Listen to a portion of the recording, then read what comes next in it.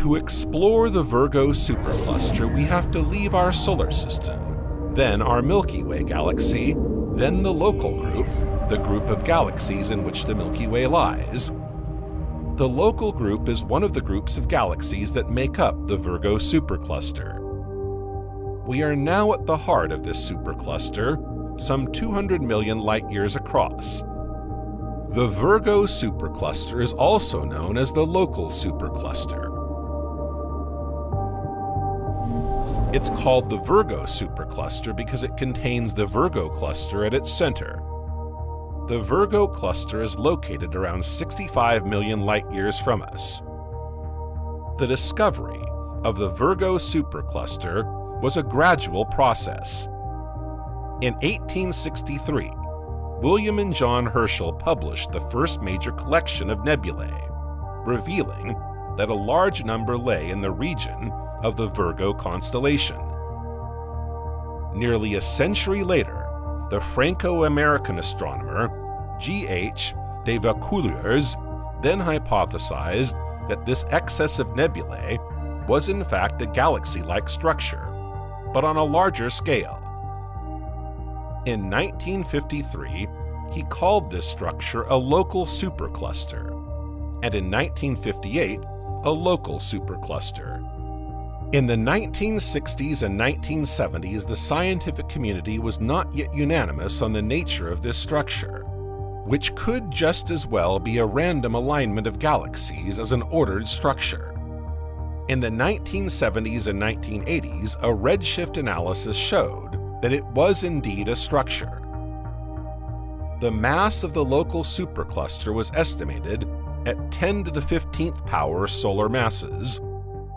Much of this would be dark matter, since the supercluster's luminosity seems very low in relation to the number of stars in it.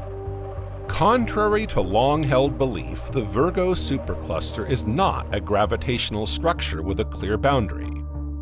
In fact, the galaxies in this supercluster are not gravitationally attracted to the center of the structure, the Virgo cluster. Instead, they are attracted to a strange object outside this structure called the Great Attractor. We'll come back to this at the end of our journey. Incidentally, the Virgo supercluster is only a portion of a larger whole called Laniakea. Superclusters therefore appear to be structures of galaxies attracted to a large attractor, rather than structures of galaxies gravitationally bound together. Let's take a moment to study the structure of the Virgo supercluster before exploring its galaxies. In 1982, American astrophysicist Brent Tully illustrated the basic structure of the local supercluster. It would consist of a disk and a halo. The disk is roughly the flattened shape of a pancake and contains 2/3, or around 60%, of the supercluster's luminous galaxies. It includes 3 galaxy cluster subgroups: the Virgo cluster, the Hound cloud, and the Virgo II cloud. The halo comprises 1/3 of the remaining elements, including many elongated objects. It's a more or less spherical halogen atom. The eastern local supercluster has no high-density nucleus. Where is the local group, and therefore our galaxy, located in this immense structure?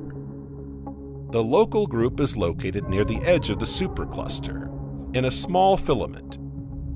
It is attracted by the Virgo cluster, not the center of the supercluster.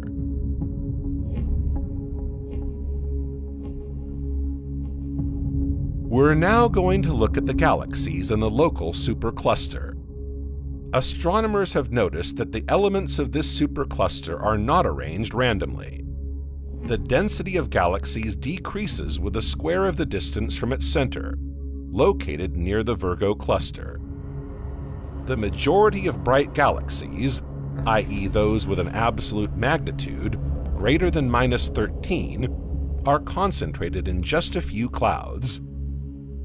In fact, just 11 clouds concentrate 98% of the bright galaxies, including the Hound Cloud, the Virgo cluster, Virgo groups 2 and 3, and Leo group 2. All in all, there are some 10,000 galaxies in the local supercluster, spread across some 100 clusters. Let's begin our journey into the heart of the Virgo supercluster by exploring the local group, where our galaxy is located.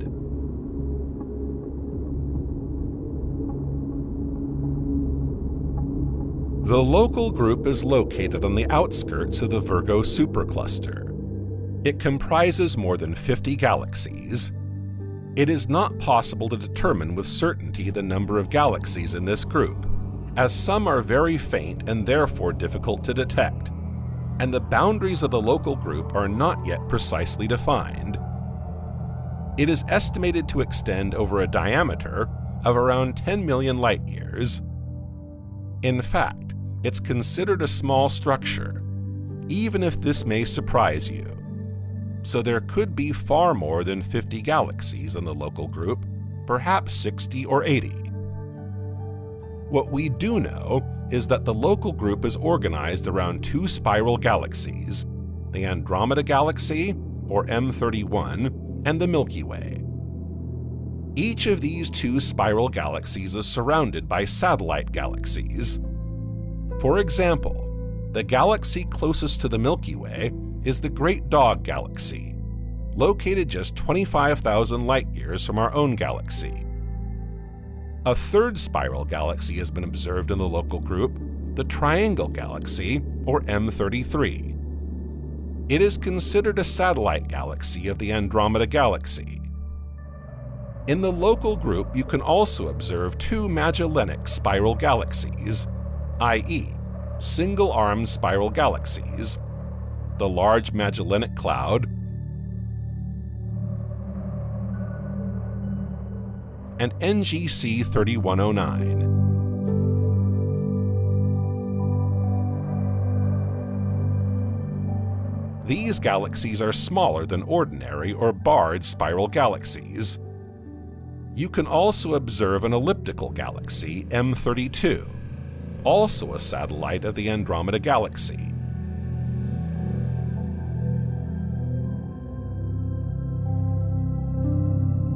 Elliptical galaxies contain only old stars, so according to astrophysicists, they are the result of the collision of two spiral galaxies. The local group also contains two dwarf elliptical galaxies, M110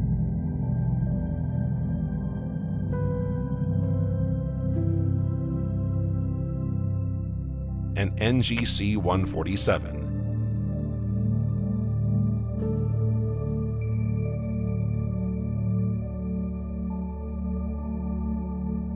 All the other galaxies in the local group are either spheroidal dwarf galaxies or irregular galaxies. Spheroidal dwarf galaxies are small, more or less spherical galaxies, often found in galaxy clusters. They are ancient galaxies that closely resemble globular clusters. Irregular galaxies, on the other hand, are neither spherical, elliptical, nor spiral-shaped. They are very luminous, rich in bright stars, but often too small to be easily detected. According to astronomers, they were once very numerous in the universe, but collisions have reduced their numbers. As a result, they now make up just 10% of the galaxies in the observable universe.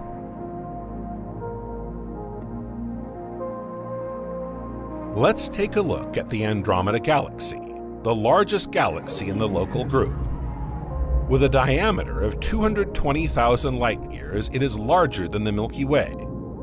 It contains 2 to 5 times as many stars as the Milky Way, i.e., around 1,000 billion stars. As a result, it is 25% brighter than our own galaxy. But perhaps this won't last, as the Milky Way's star formation rate is 3 to 5 times higher than that of the largest galaxy in the local group. The Andromeda galaxy is located in the Andromeda constellation, 2.55 million years from us. You can observe it with a naked eye from the northern hemisphere. It is thought to have been formed by the collision of two galaxies not so long ago.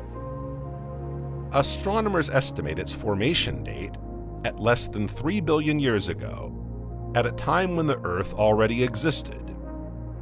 The Andromeda galaxy and the Milky Way are approaching each other and will collide in around 4.5 billion years' time. The two galaxies will then merge to form a giant elliptical galaxy, along with their two central, supermassive black holes. The Andromeda galaxy includes numerous satellite galaxies, notably the Triangulum galaxy, the third largest galaxy in the local group. The two are separated by a distance of 750,000 light-years.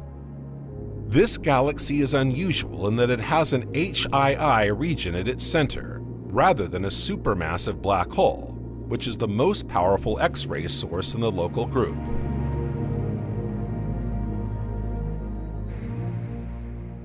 The Milky Way, the second largest galaxy in the local group, is home to between 200 and 400 billion stars and over 100 billion planets. The solar system is located on the periphery of the galaxy's center, the supermassive black hole, Sagittarius A, precisely 27,000 light-years away. It's interesting to note that the Sun takes around 250 light-years to circle the center of the galaxy, so it's only been around 20 times since it came into existence. Our galaxy formed longer ago than the Andromeda galaxy. Astronomers estimate its formation at 800 million years after the Big Bang. The oldest star in the Milky Way, HE 1523-0901, is thought to have formed shortly after the Big Bang, 13.2 billion years ago.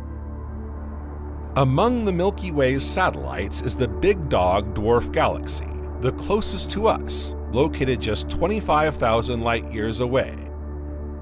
This irregular dwarf galaxy contains just 1% of the Milky Way's stars and is being blown to smithereens by the tidal forces of the Milky Way. It is very likely that in the future it will disintegrate completely.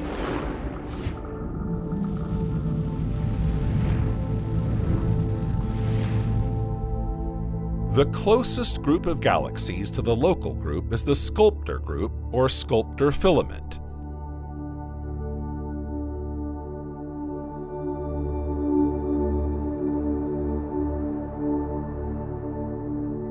This group includes the irregular galaxy NGC 55 and the spiral galaxies NGC 247, NGC 253, NGC 300, and NGC 7793. All are very bright, although you won't be able to see them with the naked eye from Earth. Irregular galaxy NGC 55 lies at the boundary between the Sculptor filament and the local group, and is therefore the closest to us, at a distance of around 6 million light-years. It contains many stars in formation. NGC 253 is the dominant galaxy in the Sculptor filament, being the largest and brightest. You may have already seen the image taken by ESO's Vesta telescope at the Paranal Observatory in Chile. This image is impressive for its sharpness and precision. It's probably the most detailed wide-field image ever made of the Sculptor's filament. Vesta can see through the dust thanks to its infrared vision, resulting in a sharp, precise image. NGC 253 is also known as the Silver Dollar or Silver Coin Galaxy. It is an intermediate spiral galaxy located in the southern constellation of the Sculptor, around 11 million light-years from us. It was discovered by German-English astronomer Caroline Herschel in 1783 while searching for comets. From Earth, you can observe it with binoculars, as it's one of the brightest galaxies in the sky after our neighbor Andromeda. You can see it from the edge and make out its spiral arms and luminous core. NGC 253 is a good example of a starburst galaxy, i.e., a galaxy that is forming stars at a high rate. This process was probably triggered by numerous supernova explosions. In fact, you can see many bright clusters scattered around the galaxy. They're a kind of star nursery. You can see very young, hot stars that have just ignited, baby stars as it were. In the famous photo of NGC 253, we can clearly see that the radiation from these newly formed stars makes the surrounding clouds of ionized hydrogen glow. NGC 247 is also part of the Sculptor group. It is a faintly barred intermediate spiral galaxy in the Whale constellation. It was discovered by the German-British astronomer William Herschel in 1784, the brother of Caroline Herschel, who discovered the Sculptor galaxy. This galaxy is relatively unknown, as it is rather difficult to observe and photograph. A large instrument would be needed to obtain an image with enough contrast to clearly distinguish the galaxy. NGC 7793 is also a spiral galaxy in the Sculptor filament and the Sculptor constellation. It is one of the brightest galaxies in the group. Studies carried out by the Chandra Space Telescope have shown that this galaxy contains 22 X-ray sources, the majority of which are located in the Eastern Hemisphere. This may be explained by interaction with a nearby galaxy in the past.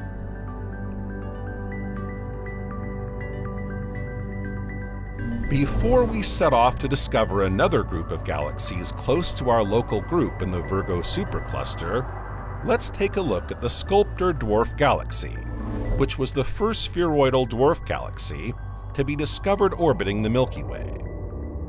Long thought to be part of the Sculptor filament, it is now considered a satellite galaxy of the Milky Way. It is thought to be located around 280,000 light-years from Earth, but was only discovered relatively late, due to its low luminosity. The galaxy contains stars that are poor in heavy elements and therefore old.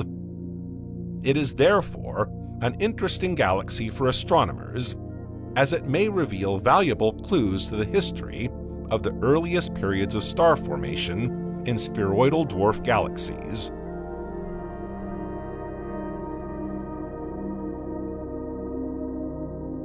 We will now explore the IC 342 Mafi group, another group of galaxies close to the local group. Like our galaxy group, it is organized around two substructures made up of massive galaxies, IC 342 and the pair formed by the two galaxies, Mafi 1 and Mafi 2.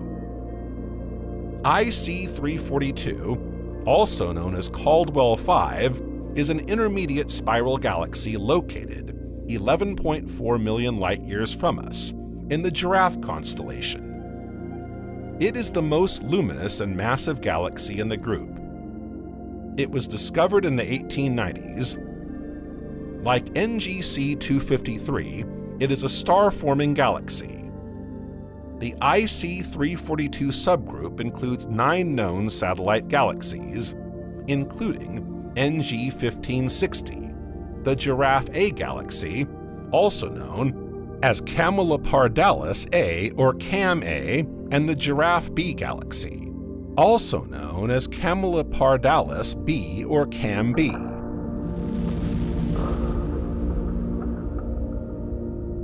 Mafi 1 and Mafi 2 are located in the constellation Cassiopeia. They were discovered rather late by Italian astronomer Paolo Mafi in 1968. Their discovery was not easy, as they were both hidden behind the plane of our galaxy and therefore partly obscured by interstellar matter. Mafi 1 is the closest of the large elliptical galaxies to us, while Mafi 2 is a spiral galaxy with a very pronounced bar. Like IC 342, the Mafi 1 and Mafi 2 pair has 9 known satellite galaxies, including Dwingaloo 1 and Dwingaloo 2, a barred spiral galaxy and its satellite, a small irregular galaxy. Both are located in the Cassiopeia constellation and were discovered late in 1994. Indeed, they are located at very low galactic latitude, in the avoidance zone, i.e. the area of the sky that is heavily obscured by the dust of the Milky Way. We're now in the Big Dipper. What you're looking at is the group formed by the galaxy pair M81, M82, and NGC 2403. M81 and M82 were discovered in 1774 by German astronomer Johann Elert Bode.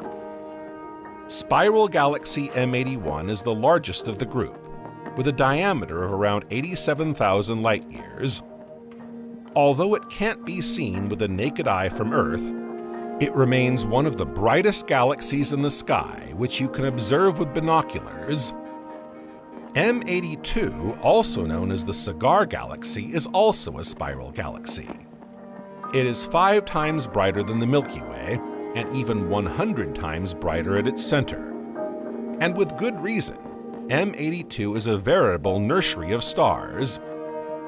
A few million years ago, it is thought to have brushed against M81, triggering a huge wave of star formation in this galaxy. It's the closest star-forming galaxy to Earth, so it's much studied by astronomers. It was also in this galaxy that astronomers discovered the brightest pulsar known to date, the ultraluminous X-ray source M82X2, in 2014. M82X2 is located 12 million light-years from Earth and emits an energy equivalent to 10 million times that of the Sun. M81 and M82 are in close gravitational interaction with NGC 3077, causing the formation of atomic hydrogen filaments between these galaxies. NGC 2403 is the second most important galaxy in the M81 group. It is an intermediate spiral galaxy discovered in 1788. Half the size of the Milky Way, it is home to numerous star-forming nebulae. You can clearly see its spiral arms, as well as small spots resembling star clusters. This was the first galaxy outside our local group in which a Cepheid was discovered. Cepheids are giant variable stars, or yellow supergiants, 4 to 15 times more massive than the Sun, and 100 to 30,000 times more luminous. 2 supernovas 16 times more luminous than average were also detected in this galaxy in late 2004. At that time, the galaxy's luminosity was more than 500 million times that of the Sun.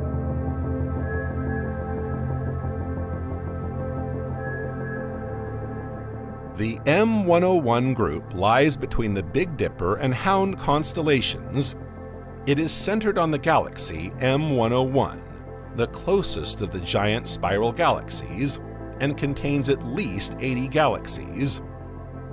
M101 has a diameter of over 250,000 light-years, twice that of the Milky Way. It is one of the 10 largest galaxies in the Virgo supercluster. It is also known as the Windmill Galaxy, or NGC 5457. Viewed from the front, when he discovered it, astronomer Pierre McCain described it as a starless nebula, very dark and very large. Yet M101 is said to contain 1,000 billion stars, 10 times more than the Milky Way. This group of galaxies also includes M51, or the Whirlpool Galaxy. M51 has recently moved closer to the galaxy NGC 5195, scattering billions of stars from NGC 5195 into intergalactic space and accentuating M51's spiral arms. NGC 5474 is also in the M101 group and may have collided with this galaxy in its recent history. It is a deformed spiral galaxy. Its nucleus is now very far from the center of its disk.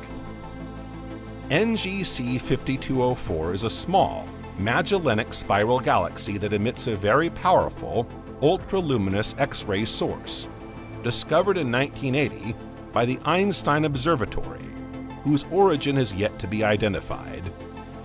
It could be an intermediate mass black hole. Finally, the group also includes the intermediate spiral galaxy NGC 5585, which has the particularity of having a much higher proportion of dark matter than other galaxies of the same type.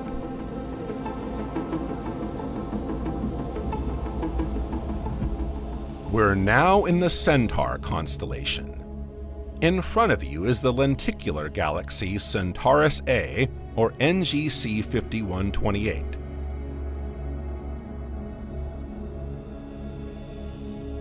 It's the fifth brightest galaxy in our sky, and one of the closest radio galaxies to Earth.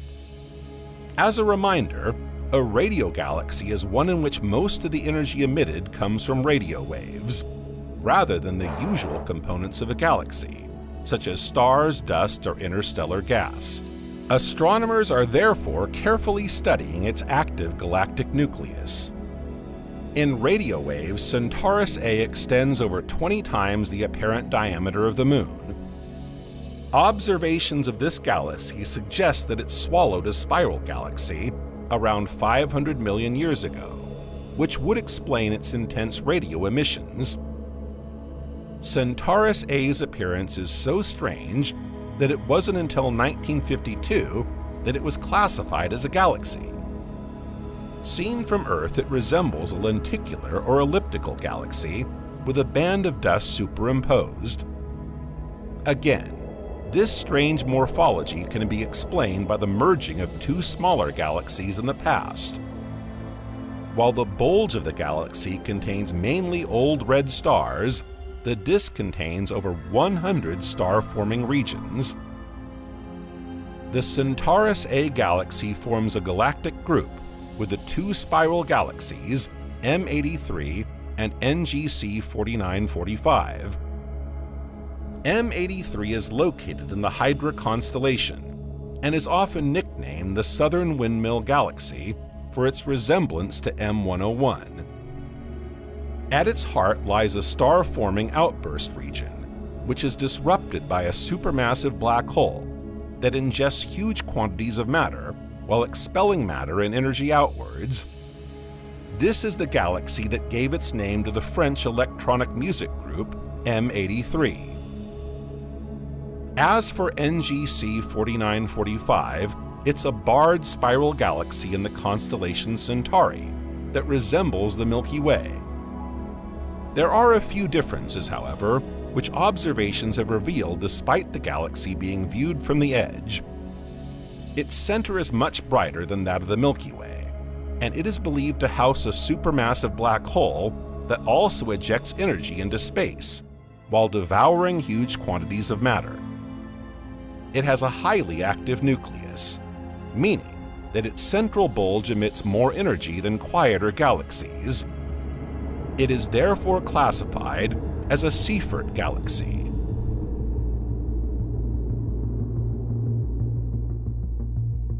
We now turn to a spiral galaxy in the Peacock constellation, NGC 6744. It is accompanied by an irregular companion galaxy, NGC 6744a, which superficially resembles one of the Magellanic Clouds. Located 30 million light-years from us, NGC 6744 is considered to be a look-alike of our own Milky Way. although its diameter is twice that of our galaxy. It is one of the largest and closest spiral galaxies to Earth. Its apparent size in the sky is 2/3 the size of the full moon. Like the Milky Way, NGC 6744 has a dense, elongated central nucleus, a disk of dust, and spiral arms. Astronomers have identified at least 6 galaxies that belong to the same group as NGC 6744.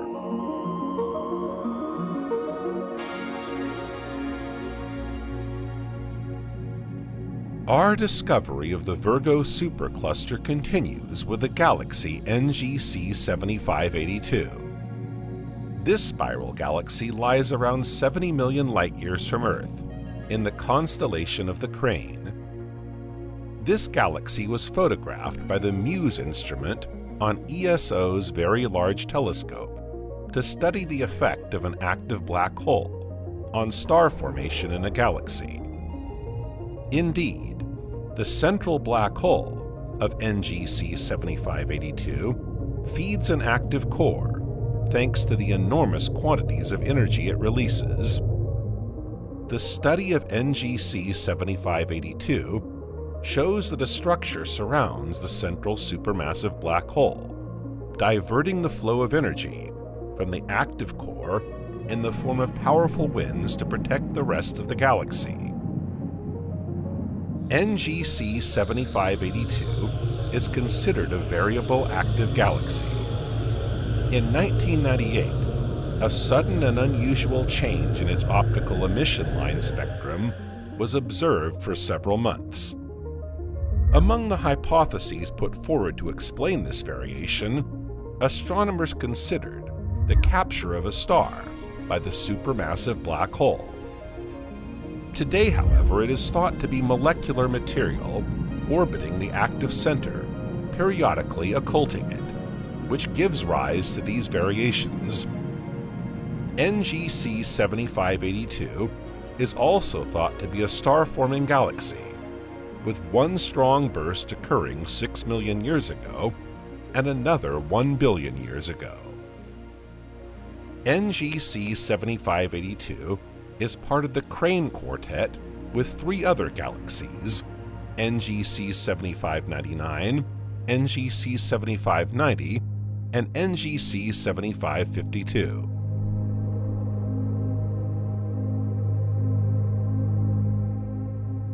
We're now in the constellation of Perseus. You're looking at the barred lenticular galaxy NGC 1023, discovered in 1786 by William Herschel. It's one of the brightest galaxies to be seen, just outside the Milky Way.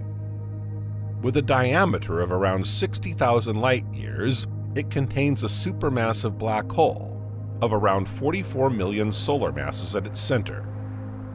It's small enough to be difficult to see from Earth.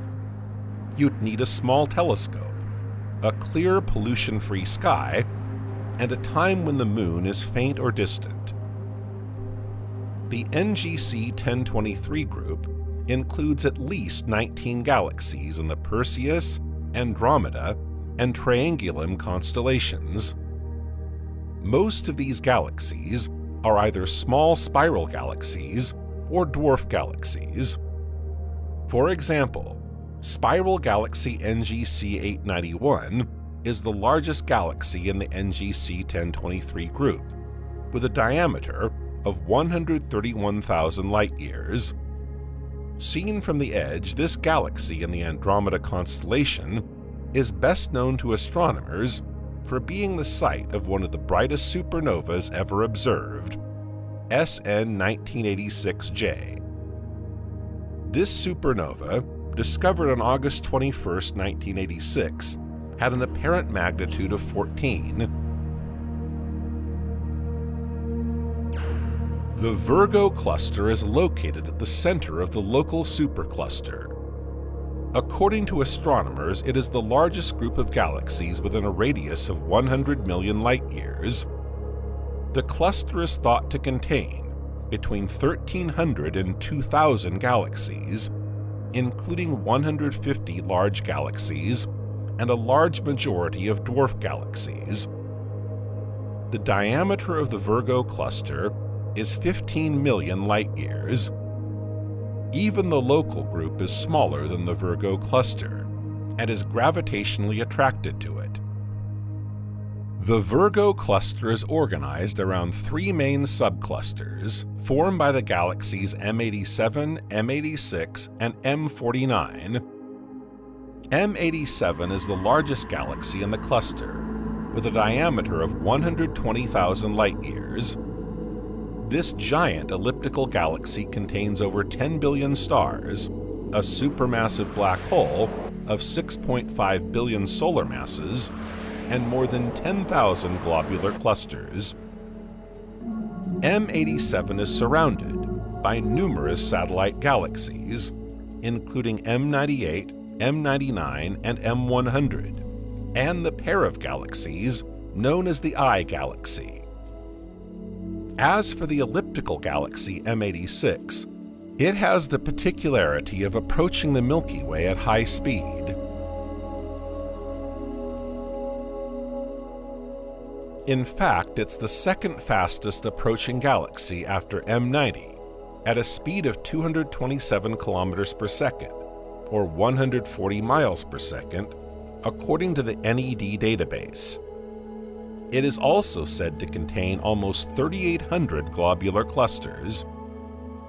Finally, the third major elliptical galaxy in the Virgo cluster is M49. It's smaller than M87, but still quite large, with a diameter of 124,000 light-years. Far from the cluster's center, it is nevertheless the brightest galaxy, and therefore the first to have been discovered in the Virgo cluster. It contains some 200 billion stars and 6,300 globular clusters. The M49 group contains more than 120 galaxies in the Virgo and Bernice constellations, including the elliptical galaxy M60, which astronomers believe could constitute a fourth subcluster in its own right.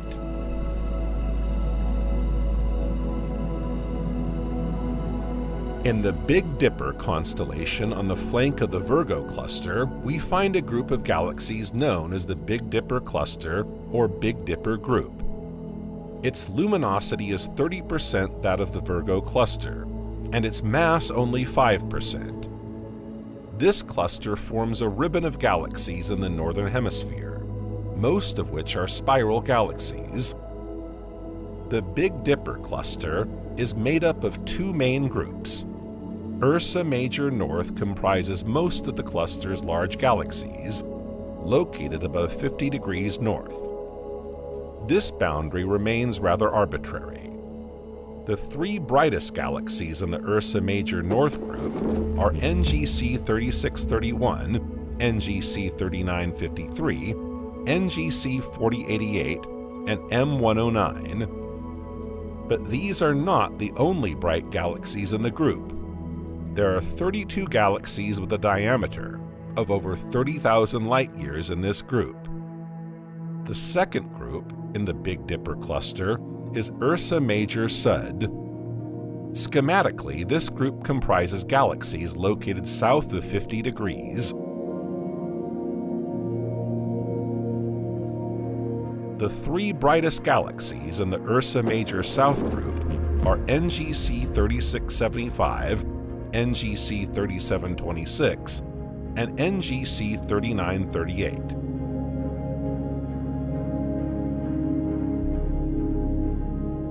The Virgo II groups are long filaments of galaxies stretching southwards from the edge of the Virgo cluster. In fact, they are a kind of extension of this gigantic cluster of galaxies. The Virgo II group begins at the level of the M61 and NGC 4753 groups, which form the southern edge of the Virgo cluster. The filament then passes through NGC 4697 and NGC 4699. It ends 30 million light-years further on, with a group of galaxies centered on NGC 5084, a huge lenticular galaxy seen from the edge. M61 is one of the most remarkable galaxies in this long filament of galaxies. Located on the southern edge of the Virgo cluster, this spiral galaxy seen from the front was discovered by Italian astronomer Barnaba Oriani in 1779 and observed on the same day by Messier, who initially mistook it for a comet. It is also one of the largest galaxies in the Virgo cluster. It is also a star-forming galaxy. 8 supernovae have been discovered in this galaxy to date, the latest in May 2020. The M61 group comprises at least 32 galaxies. NGC 5084 is another remarkable galaxy in the Virgo 2 groups. With a diameter of between 250 and 300 million light-years, this lenticular galaxy is gigantic. In fact, it's one of the most massive galaxies in the Virgo supercluster. Its mass is more than 10 times that of our own Milky Way galaxy.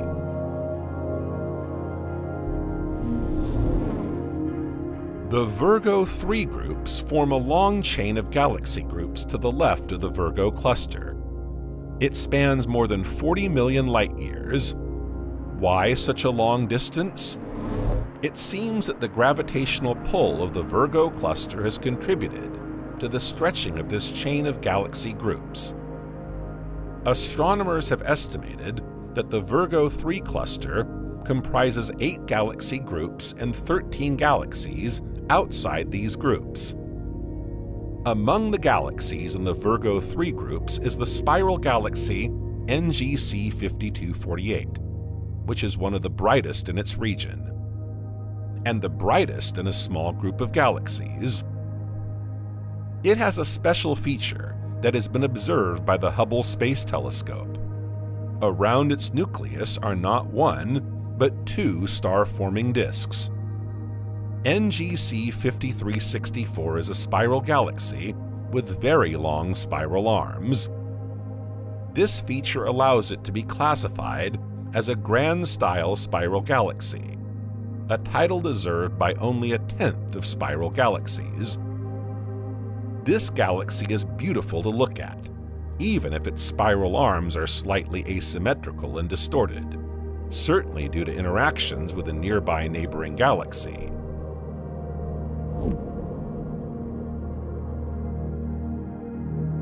Let's continue our exploration of the Virgo supercluster with the elliptical galaxy NGC 4697, located in the Virgo constellation some 40 million light-years from Earth. NGC 4697 is an active galaxy with a faint core. According to a 2008 study, it contains a supermassive black hole of around 170 million solar masses. It is also home to numerous X-ray sources and is surrounded by a halo of hot gas.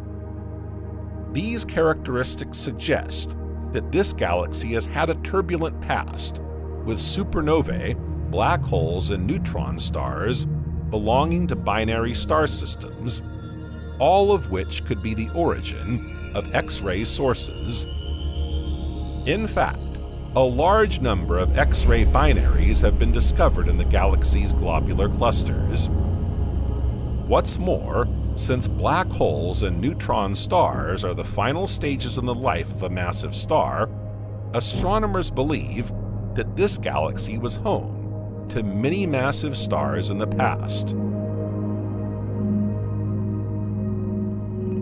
The NGC 4697 group includes at least 19 galaxies, including the barred spiral galaxy NGC 4731, which measures over 80,000 light-years across.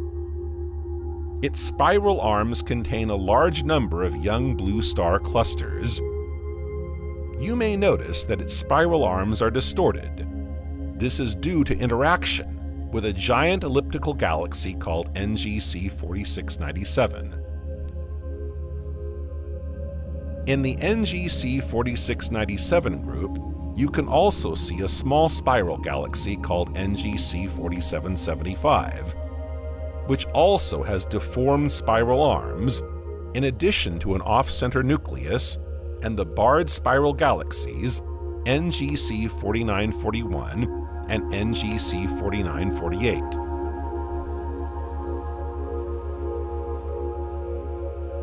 In the Hound Dog constellation, you can see a vast spiral galaxy whose nucleus is surrounded by a star-forming disk. This is NGC 5033. This magnificent galaxy would have a perfect shape if it hadn't crossed paths with another galaxy during its history, slightly distorting its spiral arms. Its active Seyfert-type galactic nucleus is particularly bright, and is certainly home to a supermassive black hole that absorbs large quantities of matter. The brightness would then be due to the hot gas in the black hole's environment. Observations of this galaxy have shown that the location of the active core does not correspond with the galaxy's kinematic center, i.e. the point around which the galaxy's stars revolve. This would mean that the galaxy has certainly undergone a merger. This shift is certainly the primary cause of the core's brightness. Indeed, the shift between the nucleus and the kinematic center can destabilize the rotation of the gas at the galaxy's center, causing the gas to fall into the nucleus.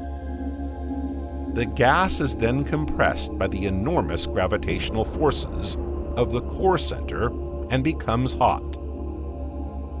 NGC 5033 forms a pair with another galaxy called NGC 5005, but they are not close enough together for gravitational interaction to cause tidal forces and distort the galaxies.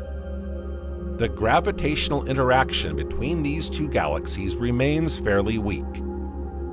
In any case, we know that NGC 5033 is part of the NGC 5005 group, along with other galaxies. Astronomers disagree on the number of galaxies in this group, but there could be between 4 and 16 members.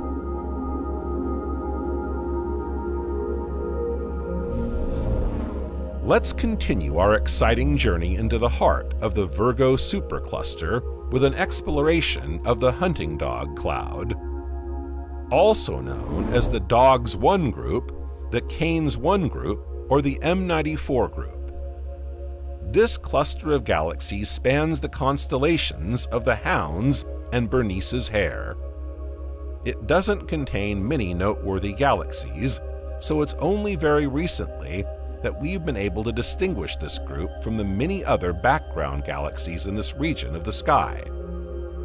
In fact, it contains mostly medium-sized dwarf galaxies, ranging from 5 to 25,000 light-years in diameter. The largest galaxy in the Canes 1 group is the spiral galaxy NGC 4244, with a diameter of 65,000 light-years. This galaxy is seen from the side. Spiral galaxy NGC 4395 is a good example of a Seyfert galaxy, with a very bright core and faint spiral arms. However, it remains very faint and therefore difficult to observe.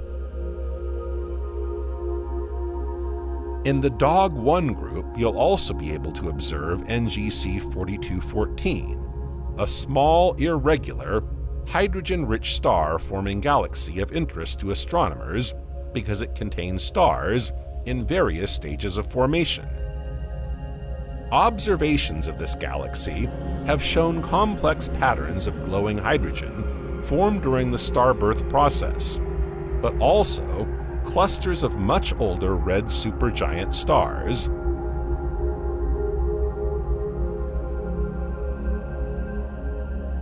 Before continuing our journey, let's take a look at the spiral galaxy M94, which gave its name to the Dog Group 1, also known as the M94 group.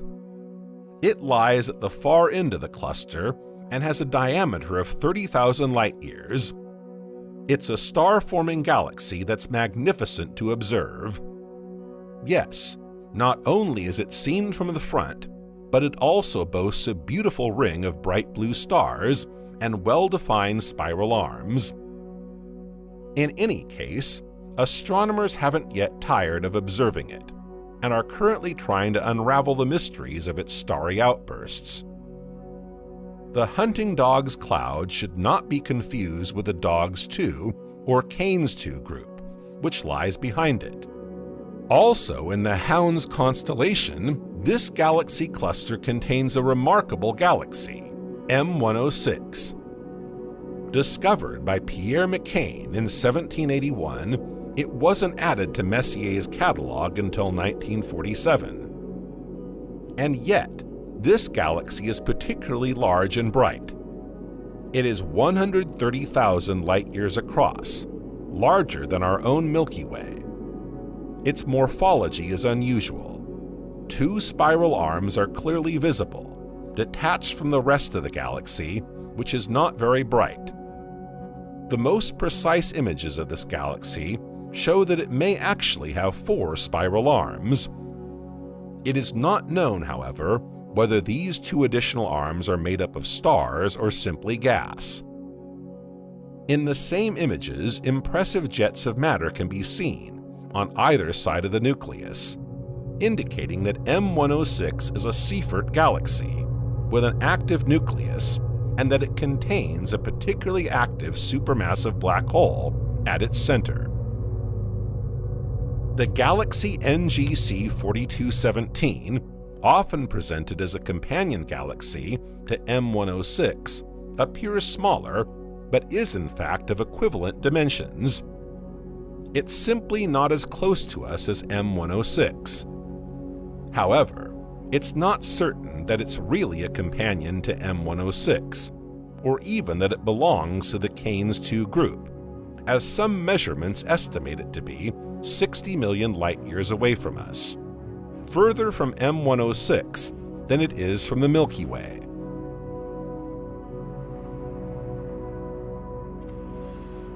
We're now in the Lion constellation. You're looking at the Leo 1 group, which is made up of 3 subgroups.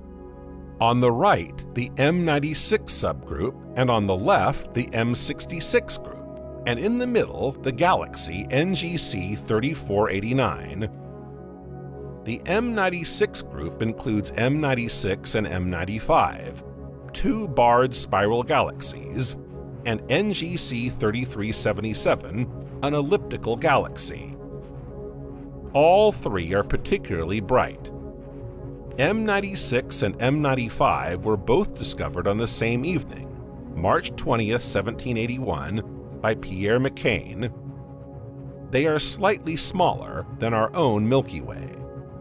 Both feature an inner star-forming disk close to the nucleus, whose secrets astronomers are trying to unravel, in particular, the links between these disks and the central black tower and spiral arms. Let's take a look at the M66 group. It's also known as the Lion Triplet. It includes galaxies M65, M66, and NGC 3628. Their magnitudes make them easy to observe, especially M65 and M66, which are often photographed together, making the Lion Triplet the most beautiful group of galaxies in the Lion constellation. M65 is a spiral galaxy, and M66 a barred spiral.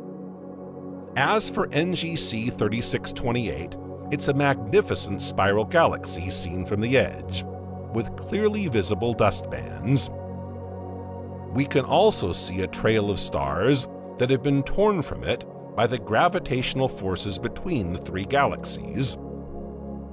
In the past, interactions between NGC 3628 and M66 strongly affected the morphology of M66, which now has a more elongated spiral arm and a more diffuse halo.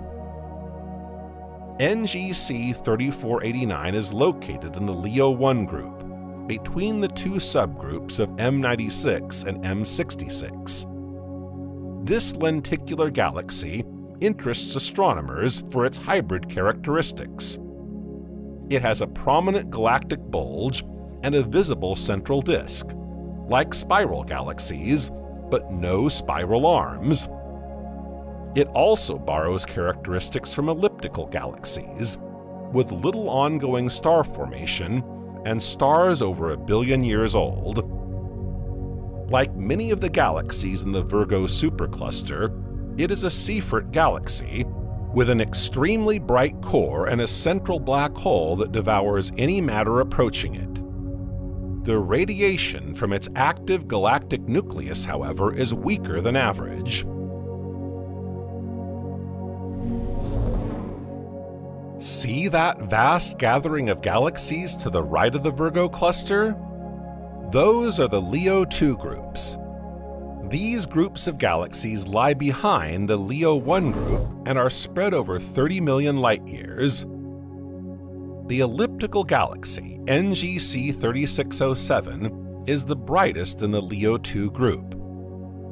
Among the other brightest galaxies in this area of the sky, you'll also find NGC 3169, a highly distorted spiral galaxy. It can be seen in the Sextant constellation, just below the star Regulus in the Leo constellation.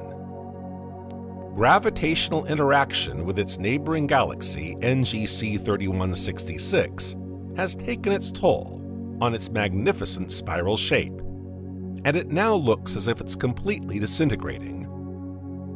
Astronomers wouldn't be surprised if the two galaxies were to merge. In Leo Groups 2, you can also observe a curiously shaped spiral galaxy, NGC 3187. It features very open spiral arms. As for spiral galaxy NGC 3227, it's glued to dwarf elliptical galaxy NGC 3226. Both are among the 338 galaxies listed in Halton Arp's Atlas of Peculiar Galaxies under the name ARP 94. According to American astronomer Halton Arp, they are a good example of a spiral galaxy with an elliptical companion. However, there is nothing to suggest that they are in fact interacting gravitationally, especially as the distance between them remains relatively large, at around 9 million light-years.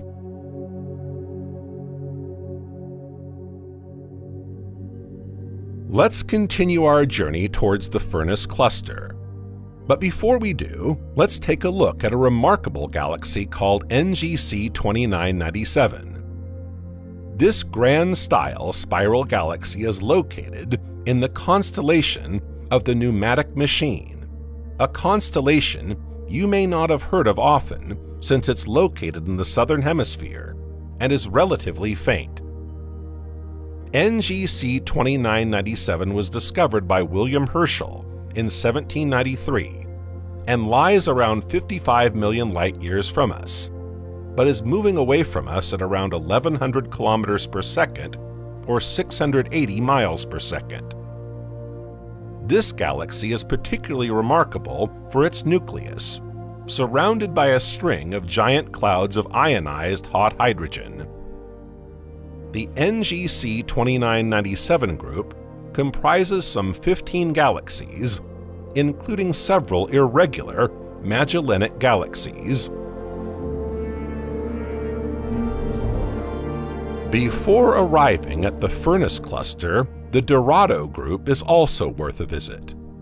Call it a group, but it's more likely to be a cluster of galaxies given its size. The Dorado group comprises spiral and elliptical galaxies. It is organized around two interacting galaxies, the elliptical galaxy NGC 1549 and the lenticular galaxy NGC 1553. These are the two brightest galaxies after the spiral galaxy NGC 1566, considered the dominant galaxy in this group. NGC 1566 and NGC 1553 are disk galaxies, which is the dominant galaxy type in the Dorado group. Astronomers therefore consider this group to be even richer than the local group. We're now looking at the Furnace cluster, the only other cluster within 100 million light-years of us that's almost as rich as the Virgo cluster, though still a little smaller. The Furnace cluster is of particular interest to amateur astronomers for its compact core of galaxies, spread over just 2 degrees of sky. The 2 dominant galaxies in the Furnace cluster are NGC 1316 and NGC 1365. They're bigger than any galaxy in the Virgo cluster. NGC 1316 is a massive lenticular galaxy, which according to observations absorbed a spiral galaxy around 3 billion years ago. This was probably not the only galaxy to be cannibalized by NGC 1316.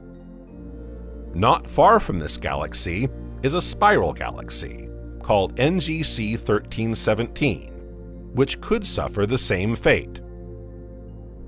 NGC 1316 is also a powerful radio source, known to radio astronomers as Fornax A.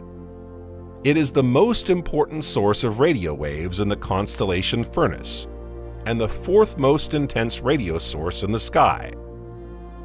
These radio waves come from falling matter inside the supermassive black hole at the center of the galaxy, probably fueled by interactions with other galaxies. NGC 1365 is the best-known galaxy in the Furnace cluster. It is a magnificent barred spiral galaxy of great style. Discovered in 1826 by Scottish astronomer James Dunlop, it lies in the southern constellation of Furnace and is studied by numerous telescopes. Its bluish color is due to a very high rate of star formation. This can be explained by the presence of a bar that connects the 2 spiral arms and compresses the gas present in the galaxy, triggering the birth of multiple stars.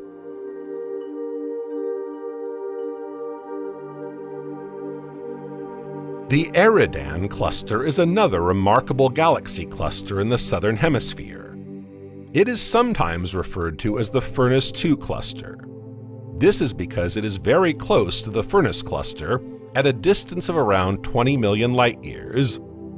The Eridani cluster is further away than the Furnace cluster, at around 75 million light-years. These 2 clusters and their surrounding galaxies are sometimes referred to as the Furnace or Deep South superclusters. The Eridani cluster contains around 200 galaxies. Its galaxies are scattered over a larger area than in the Furnace cluster, so it is less impressive than its neighbor.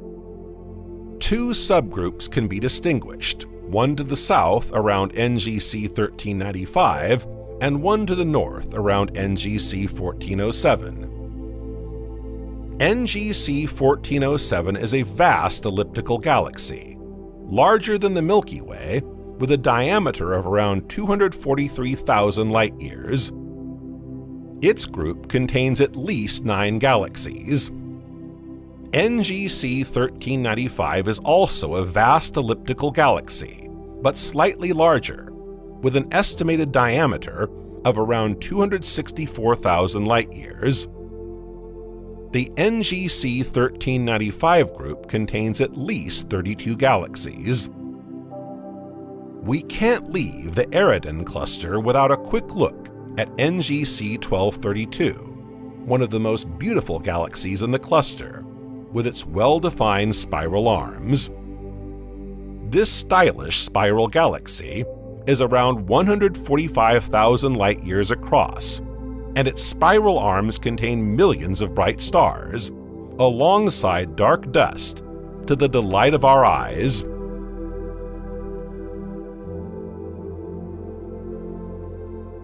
We've taken a tour of the Virgo supercluster. This trip will have given you a glimpse of all the types of galaxies that exist in the observable universe, with near-perfect spiral galaxies and spiral galaxies distorted by the movements of the universe, giant galaxies and dwarf galaxies, active galaxies, and galaxies where no stars are forming anymore. But you should know that the Virgo supercluster won't remain frozen like this for long. The universe may be moving slowly, but it's moving all the same. The Virgo supercluster itself is constantly changing. It is attracted by the Great Attractor, a gravitational anomaly located near the ruler cluster. But what exactly is the Great Attractor? The discovery of the Great Attractor dates back to 1977. American astronomer Vera Rubin and her colleagues at the Washington Institute discovered that the Milky Way was moving faster than the expansion of the universe. The astronomers hypothesized that there was a force with a gravitational effect on the Milky Way, without knowing exactly what it was. A team of 7 researchers from the Cambridge Institute of Astronomy and the Washington Institute of Astronomy was formed to investigate the question. For the record, this team was nicknamed the Seven Samurai. To unravel the mystery of this unidentified gravitational force, the researchers measured the proper velocity of a large number of galaxies in order to determine in which direction the Milky Way and the local group were moving. 400 elliptical galaxies in the Centauri region were studied over a 5-year period. In 1986, the researchers from this small team discovered that the local group, as well as the Virgo supercluster, were moving at a speed of around 625 kilometers per second, or 390 miles per second, towards a point they dubbed the Great Attractor. This point lies beyond the Hydra-Centaur supercluster, in the direction of the Southern Cross, some 150 million light-years away. Scientists have calculated that the gravitational force of this mysterious attractor is equivalent to that of a supercluster, over 10,000 times the Milky Way. And yet, no visible mass has been identified. Here is a spine-chilling anecdote. Foucault's pendulum in the Pantheon in Paris points in the same direction, but no one knows why. An even more mysterious fact. In the region of the Great Attractor, the natural speed of galaxies is that of the expansion of the universe. And once past this fictitious point, galaxies have a speed slower than that of the universe's expansion, and some even show a blue shift. But the presence of the Great Attractor alone cannot explain these speed variations. In fact, other researchers have measured the radial velocities of galaxies in the Perseus and Pisces clusters, which are located further from the Great Attractor than the Milky Way, and it appears that they are drawn faster towards the Great Attractor than our galaxy or even the Centaurus or Hydra clusters located closer to this fictitious point.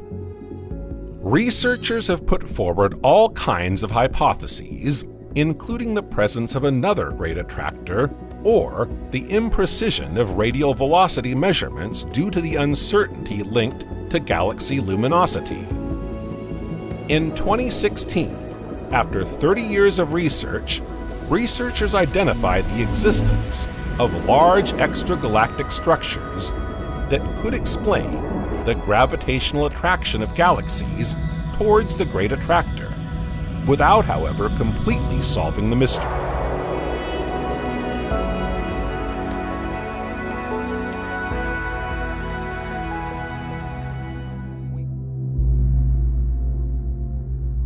Let's continue our interstellar journey and reach the binary system Lumen 16, which is only 6.5 light-years away from our Sun.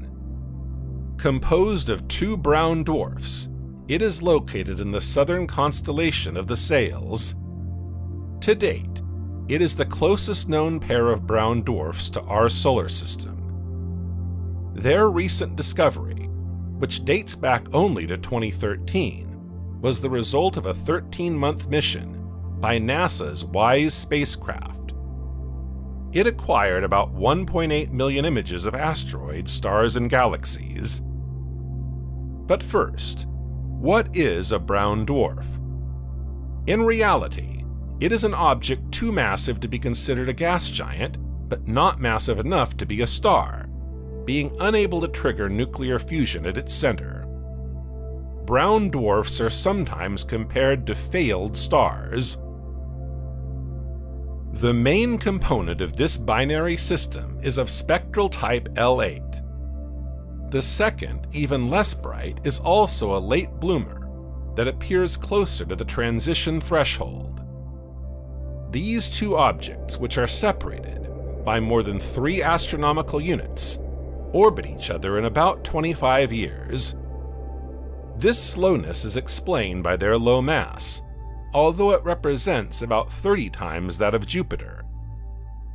Like Jupiter, the two brown dwarfs are subject to strong winds, as evidenced by the bright stripes running parallel to their respective equators.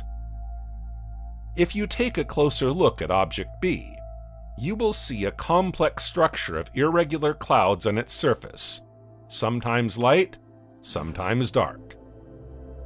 Composed of iron droplets and other minerals, these disparate clouds present extreme weather conditions, with temperatures exceeding 1,000 degrees Celsius or 1,832 degrees Fahrenheit. But let's be careful and keep our distance from this molten iron rain. Because of their low luminosity, these two red dwarfs offer scientists an open-air laboratory that should allow them to study this type of object more easily.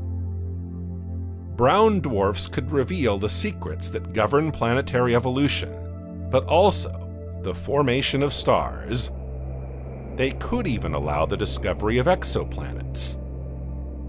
While brown dwarfs are not massive enough to allow hydrogen fusion like stars do, they do cool slowly as they contract, and their surface gravity increases. As a result, the surface temperature of a brown dwarf can vary considerably. It can reach degrees almost comparable to those of a star, and on the contrary, degrees as low as those of a cold planet. Their age and their physical composition are as many parameters that make them different from each other. They can then present great diversity of colors and spectral characteristics. Slight perturbations are observable in the orbits of these two brown dwarfs. A planet is probably at the origin of these variations. But to find this unconfirmed object, we must know on which side to look, and at what distance. Because as we have already seen, even at very large distances from each other, objects can be linked. Let's go now to the constellation of Hydra to discover the star Y0855-0714. This star is 7.2 light-years away from our Sun. This short distance on the cosmic scale makes it the 4th closest star to our Sun. Its physical characteristics place it in the category of sub-brown dwarfs, or brown dwarfs of planetary mass, its mass corresponding to 1% of the solar mass. Its formation, identical to that of stars or brown dwarfs, is the result of the collapse of a gas cloud. Only its mass, which is 10 masses of Jupiter, remains lower than the 13 masses allowing it to generate the thermonuclear fusion of deuterium, so that it can claim the status of star. If this type of object is often classified in the category of brown dwarfs of planetary mass, some scientists consider them as planets floating freely in the cosmos. Y0855-0714 is even cataloged by some as a rogue planet, especially since it seems to evolve alone, without any companion at its side. Its discovery, made possible by WISE, NASA's Wide Field Infrared Explorer, dates back to 2014. This star, whose radius is slightly smaller than Jupiter's, has average temperatures worthy of the North Pole, from about -48 degrees Celsius to -13 degrees Celsius, or between -54 degrees Fahrenheit and 9 degrees Fahrenheit. Colder than Earth's average temperatures, but warmer than those on the surface of Jupiter. Therefore, among all its fellows in interstellar space, it is the coldest object of all. But this is not what surprised astronomers the most when they observed it. Let's get a little closer to this failing star. Its spectral type Y allows us to observe its surface more closely, without the need to protect our eyes. We can admire in an atmosphere tinted with azure shades, clouds similar to those surrounding our beautiful blue planet. Isn't it extraordinary? These clouds are composed of water ice crystals and sodium sulfide. This is a first for scientists. If water vapor has already been detected in the atmospheres of exoplanets, this is the first time that water clouds are observed outside our solar system. Even at the closest to our planet, these observations are generally only possible on Earth or Mars. The giant planets are so cold that the ammonia ice clouds mask the water clouds, as on Jupiter and Saturn, and the atmospheres of Neptune and Uranus prevent any visibility. All in all, this so-called failing star is of great interest to the scientific community, especially since it evolves alone in interstellar space. As you have probably noticed, no other object seems to be gravitationally linked to this failed star. Observations looking at it therefore cannot be subject to interference from a nearby star that could cause any glare. Let's now turn our attention to another star system, also located a short distance from our solar system. Let's go to the constellation Leo, where a red dwarf has, like our Sun, a corona. Here we are approaching Wolf 359, a star that is certainly quite pale, with a spectral type of class M6.5, but which hosts two exoplanets. They are respectively named Wolf 359b and Wolf 359c. Wolf 359 is one of the smallest stars known to date, its mass of 0.09 solar masses being at the lower limit. Indeed, a star whose mass is lower than 0.08 solar mass is not massive enough to ignite the hydrogen of its core. Wolf 359 is then at the limit to be considered also as a brown dwarf. Because of its small size, its radius being only 0.16 solar radius, it is entirely convective. The helium produced in its center arrives at its surface thanks to the movement of the plasma. Because of this weak and slow production of energy, it will probably remain in this state much longer than our Sun, which burns its cartridges at high speed. The life of the latter is estimated at 10 billion years, and we know that it has reached 4.55 billion years. In place of our Sun, the faintness of Wolf 359 would represent about 10 times the brightness of our full moon. Not enough to cause us the slightest sunburn, even worse, not enough to hope for any presence of life on our planet, which would then be covered with ice. However, this young spinner, at least 100 million years old, and whose projected rotation speed is less than 3 kilometers per second, or 2 miles per second, is a flare star, in other words, a variable star. Of UV Ceti type, it undergoes sometimes brutal increases of its luminosity on all its spectrum.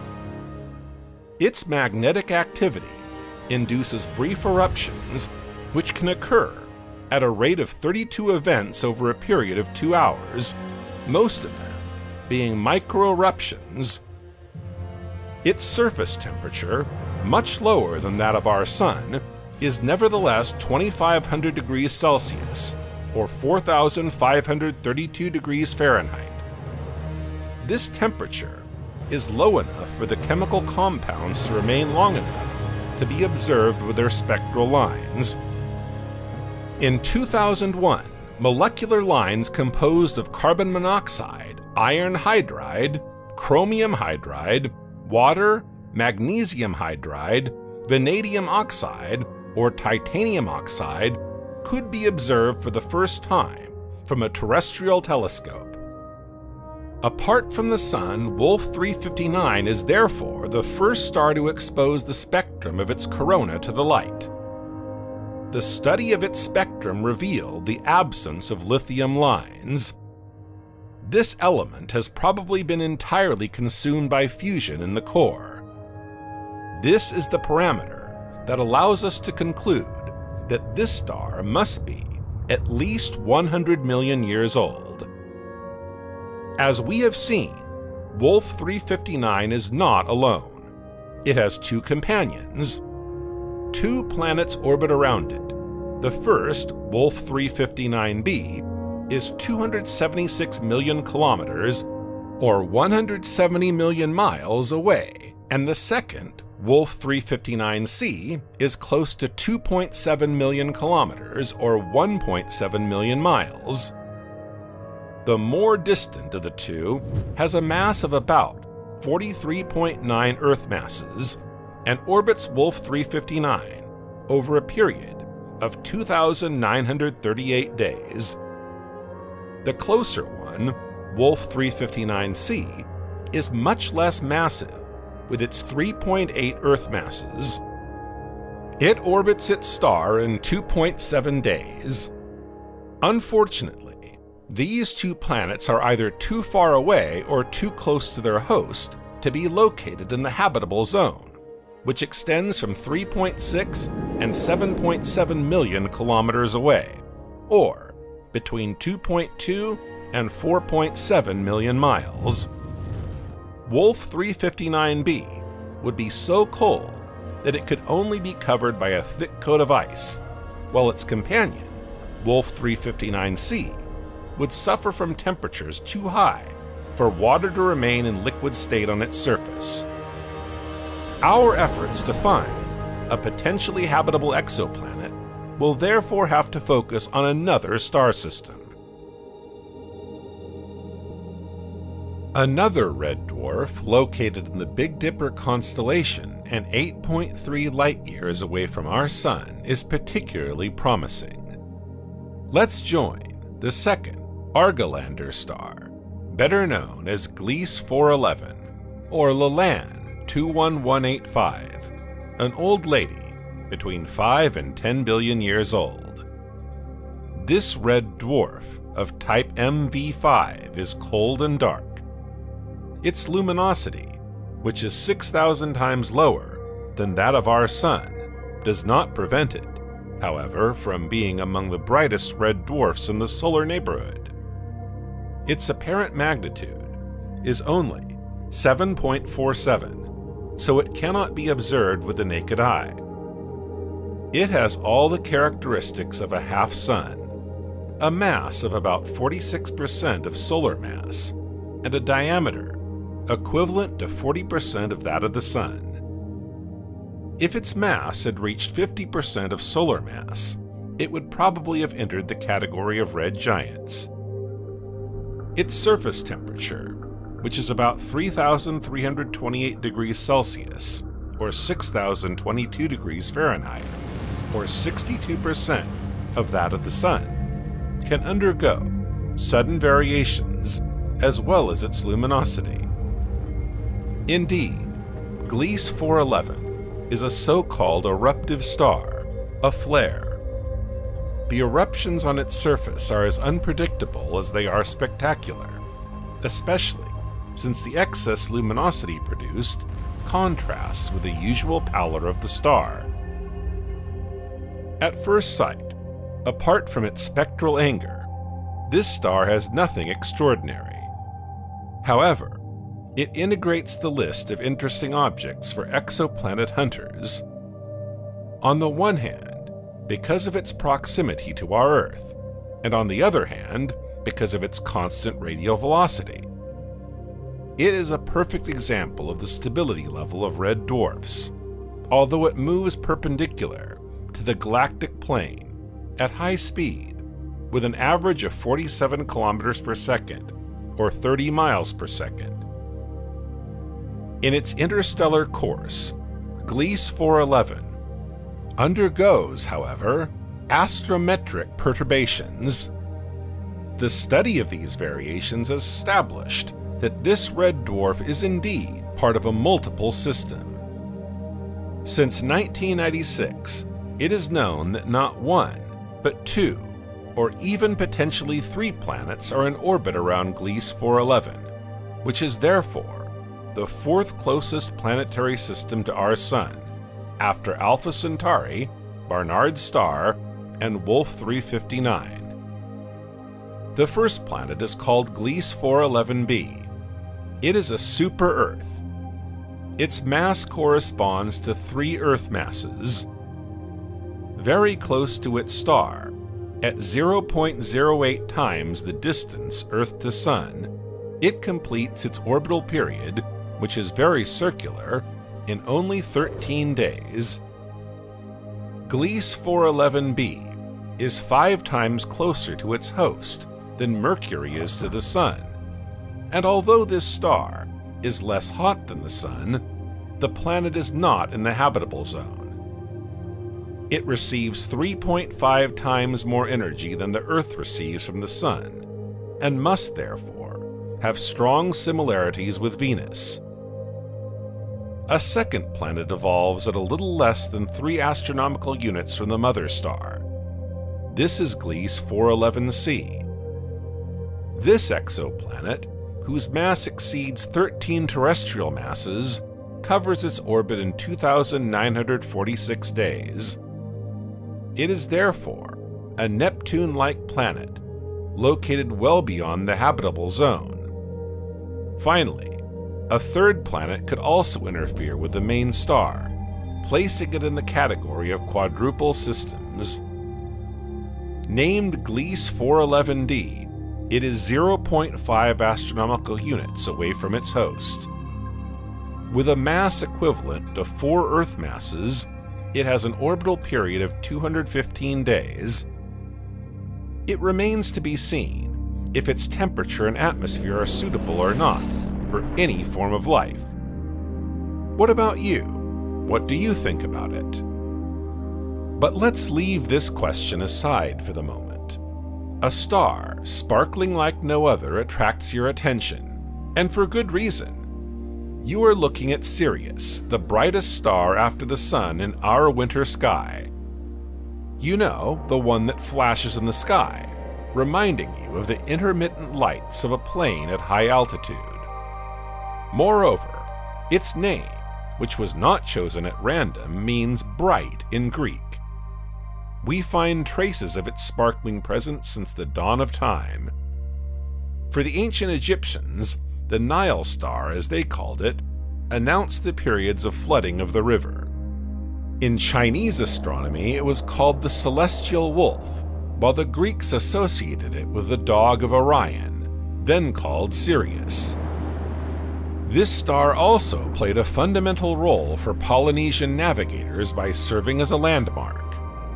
The stars were their only reliable tool for orientation at sea, and Sirius, easily recognizable, marked the zenith of the most honored place of worship in the entire Polynesian region.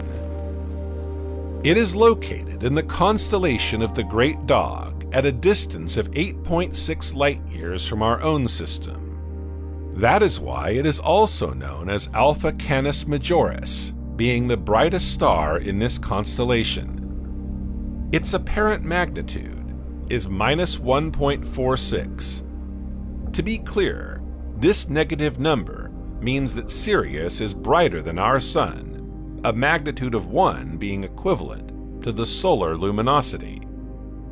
This is why, despite a distant, but at the same time so close to our solar system on the scale of the cosmos, Sirius, which is classified in the category of white stars, appears so bright. Its brightness is punctuated by variation when observed from Earth. As you can see, however, it does not blink any more than our Sun. This effect is due to the fact that Sirius is located very low on our Earth's horizon. The light emitted by the star must therefore cross a large part of the atmosphere before reaching us. It is therefore more or less masked by the turbulence of the environment that separates us from it, hence its flickering. During our approach, if you look carefully at Sirius, you see that it is in fact a binary star. It is composed of two stars. The main one, Sirius A, is a white, slightly bluish star of spectral type A0 or A1. More luminous than our own star, it is 2.3 times more massive and 1.8 times larger than our Sun. I let you imagine the heat that reigns on its surface, its temperature being higher than 9,600 degrees Celsius, or 17,300 degrees Fahrenheit. That is to say, much more than our Sun, which burns at 5,504 degrees Celsius, or 9,930 degrees Fahrenheit. All these characteristics evoke the relatively young age of Sirius, which should not have more than 200, even 250 million years. It has for companion a white dwarf named Sirius B. The latter, because of its small size, its proximity to Sirius A, and its low magnitude of only 8, was discovered only very late in 1862. As a white dwarf, Sirius B has a size comparable to that of the Earth, while its mass is equivalent to that of the Sun, and its estimated temperatures are 3 times higher than those of Sirius A. Separated from the main star by an average of 19.5 astronomical units, or 19.5 times the distance between the Earth and the Sun, it orbits around it over a period of 50 years. Because of a strongly marked elliptical orbit, the distance between these two stars can vary from 8.1 to 31.5 astronomical units. This maximum distance will soon be reached by 2024 to 2025, while the next passage at the periastron of the system, i.e. the moment when the two stars will be the closest, is planned for 2044. This binary system is waving alone in the cosmos.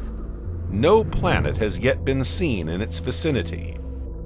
Sirius being a young star, it is unlikely that exoplanets are in orbit around it. However, since 2018, NASA has been exploring this bright object with the Transiting Exoplanet Survey satellite. And who knows, its high brightness could mask one or even several planetary objects. At almost the same distance from our Sun, another stellar duo awaits us. Let's join, at 8.7 light-years from our solar system, Luyten 726-8, a binary system hosting two stars, BL Ceti and UV Ceti. They are once again two M-type red dwarfs, probably younger than our solar system. With a low luminosity, they are not visible to the naked eye. This is why they were only discovered in 1948. These two stars, like twin sisters, have many similarities. Both have almost identical masses, radii and luminosities.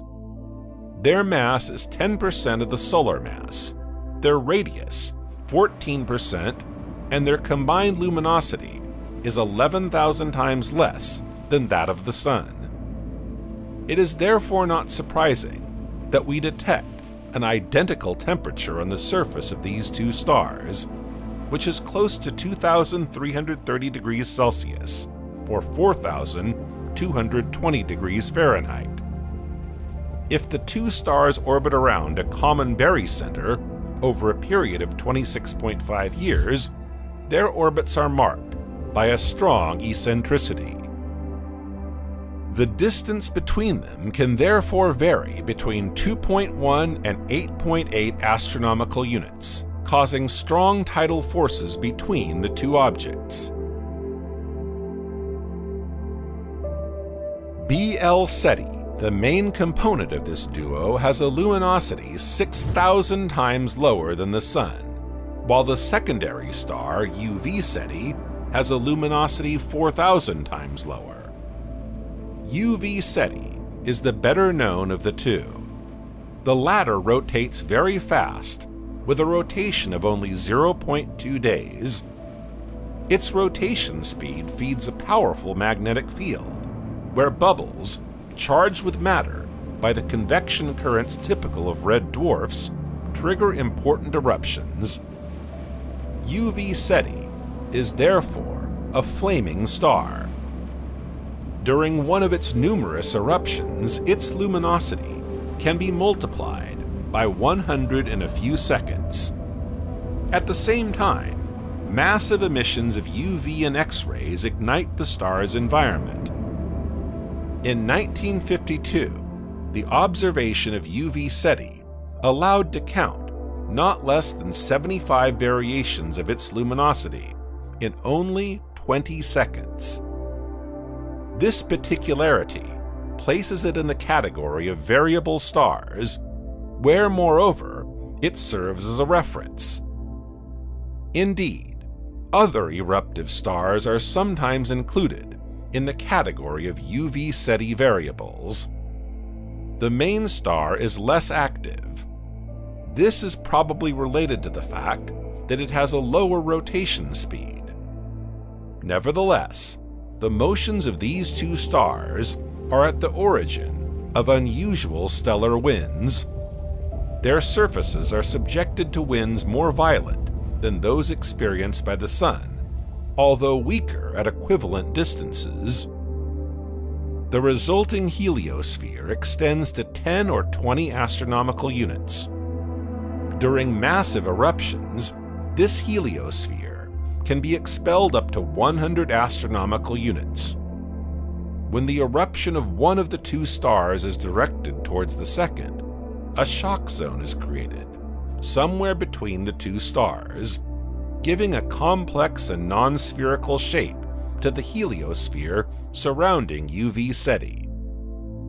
In short, the environment near this star system does not seem to be the most favorable to host a planet in the best conditions. This one, in addition to being subjected to stellar winds, would inexorably undergo the unpredictable explosions of anger of UV Ceti. However, oscillations have been noticed in the orbits of the two stars, in particular that of BL Ceti. But what could a planet located in this tiny part of space look like? A hypothetical planet orbiting UV Ceti would have no atmosphere, as it would be deteriorated in a few millennia by repeated flares. On the other hand, a planet orbiting BL Ceti could keep its atmosphere for more than 100,000 years. However, the important forces of tide undergone would dress this planet of a multitude of volcanoes, where the only existing rivers would welcome only the flows of a burning lava. Moreover, the strong fluctuations of temperatures would have reason of the rock present on its surface, transforming it gradually into dust, which would mix with the volcanic ashes. a planet in orbit around these two stars would be more than 30 astronomical units away. Of course, it could contain its atmosphere, but its temperatures below minus 230 degrees Celsius or minus 382 degrees Fahrenheit would not be very attractive, and the luminosity on this planet would be null, except during strong stellar eruptions. In short, if the binary system Luyten 726-8 can be attractive by its spectacular side, it is not very welcoming. Ross 154 is the 9th closest star system to our Sun. Located in the constellation of Sagittarius, it is 9.7 light-years away. Composed of a main sequence star of spectral class M3.5v, it is not visible to the naked eye from our Earth. Ross 154 is therefore, by definition, a red dwarf star, cold and dark. Its discovery by Frank Elmore Ross dates back to 1925. Ross 154, also named Gliese 729, has a mass equivalent to 17% of solar mass. Its size is about 20% of the Sun.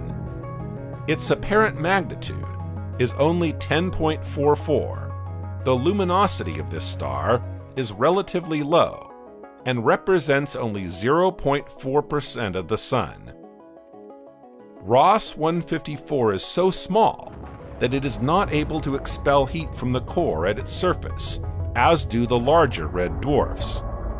So it carries this heat to its surface by convection. Moreover, as you can imagine, the heat at its surface is much lower than that of our Sun. It is estimated at 3,019 degrees Celsius, or 5,460 degrees Fahrenheit. However, this star is not so ordinary. Like many red dwarfs, it is an eruptive star. Moreover, it integrates the category of UV Ceti-type variables. This flare star, during prodigious eruptions, can thus generate X-ray emissions comparable to, or even superior to, those of the Sun. In addition, to integrate the catalog of eruptive stars, Ross 154 is also part of the variable stars of type BY Draconis because of its variations of 0.03 magnitude, noted on a period of 2.87 days. In addition, its relatively low metallicity, estimated at 56% of that of the Sun, as well as its moderately high rotation speed of 3.5 kilometers per second, or 4 miles per second, allow to conclude that it is a relatively young star. Ross 154 is less than 1 billion years old. No planet has been detected in its environment. In any case, as for a large part of red dwarf stars, the numerous and violent eruptions which burst out at its surface would fatally harm any form of life which could develop in its habitable zone, the planet having necessarily to be close to the star. In the constellation of Andromeda, another red dwarf has almost the same characteristics. It is Ross 248, also known as Gliese 905. Located at 10.3 light-years from our solar system, it is similarly a flaming star that sometimes increases its brightness suddenly. Its mass is about 12% of the solar mass, its diameter is 7%, and its luminosity is 11,000 times lower than the Sun's. Periods of variability have been reported, ranging from 4.2 years to 120 days, and 5 others between 60 and 291 days. What if these were astrometric disturbances that could be attributed to the presence of an invisible companion? For the moment, no planet or other object has been found orbiting this star. In any case, the meteorological vagaries of this star can only harm any form of life in its proximal periphery, if it could have developed at all, especially since its reddish color would prevent any form of terrestrial-type plant life from properly carrying out its photosynthesis process. Another star system is of great interest to the scientific community. It is an orange dwarf star that plays hide-and-seek. Let's go to discover this mysterious star in the constellation of Eridanus, 10.5 light-years from our solar system. This is Epsilon Eridani, also known as RAN. Its apparent magnitude of 3.73 makes it the third closest individual star system visible to the naked eye. Younger than our Sun, it is between 200 and 800 million years old.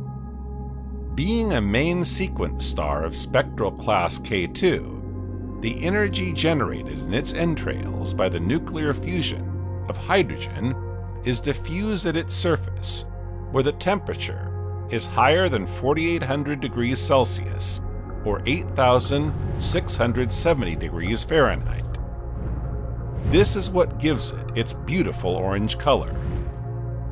Slightly smaller than our Sun, its mass is 82% of the solar mass, and its radius is 74% of the Sun's. Its average period of rotation is 11.2 days. Epsilon Eridani is thus more than twice less fast than the Sun. If its luminosity is only equivalent to 34% of the Sun's, on the other hand, it generates a level of magnetic activity higher than that of the Sun. The chromosphere and the corona that surround it are therefore much more dynamic. As a proof, the average intensity of the magnetic field at its surface is 40 times higher than that of the Sun, and its stellar winds 30 times more violent. But this activity is not regular at its surface. Some regions are much more active than others. Epsilon Eridani is therefore considered as a variable BY Draconis. It is a star that has a disconcerting behavior. Sometimes it brightens, sometimes it darkens. It has cycles of 27 years during which its brightness decreases considerably over a period of about 2 years. This decrease in intensity was last seen from 2009 to 2011. What gigantic object could shadow this star so much? It is known that Epsilon is surrounded by not one, but 2 rocky asteroid belts. One, 3 astronomical units away from the star, the second, 20 astronomical units away. However, they cannot explain this particularity. In fact, Epsilon is a binary star with eclipses. This means that it is accompanied by a dark object, probably a star, or even a pair of stars, surrounded by a disk of dust, dense and thick enough to make it invisible. These 2 stars are probably 30 astronomical units apart, and the diameter of the rings surrounding this pseudo-dark star must reach 20 astronomical units, occulting the main component like a curtain. However, Epsilon still reserves us a surprise. In addition to these variations of light, a study over 20 years of its radial speed has highlighted periodic variations. This observation has allowed to highlight the presence of a giant planet of the size of Jupiter in orbit around the star. This planet, named Epsilon Eridani b, or AE-Jur, follows a slightly eccentric elliptical orbit. its semi-major axis is equivalent to the distance between our Sun and the asteroid belt. The size of this gas giant is estimated between 80 and 160% of the size of Jupiter. It completes its orbit in 7 years. If a planet could have formed in this environment, it is probably not alone, especially since the observed dust cloud has an asymmetry that could be explained by the presence of a second planet.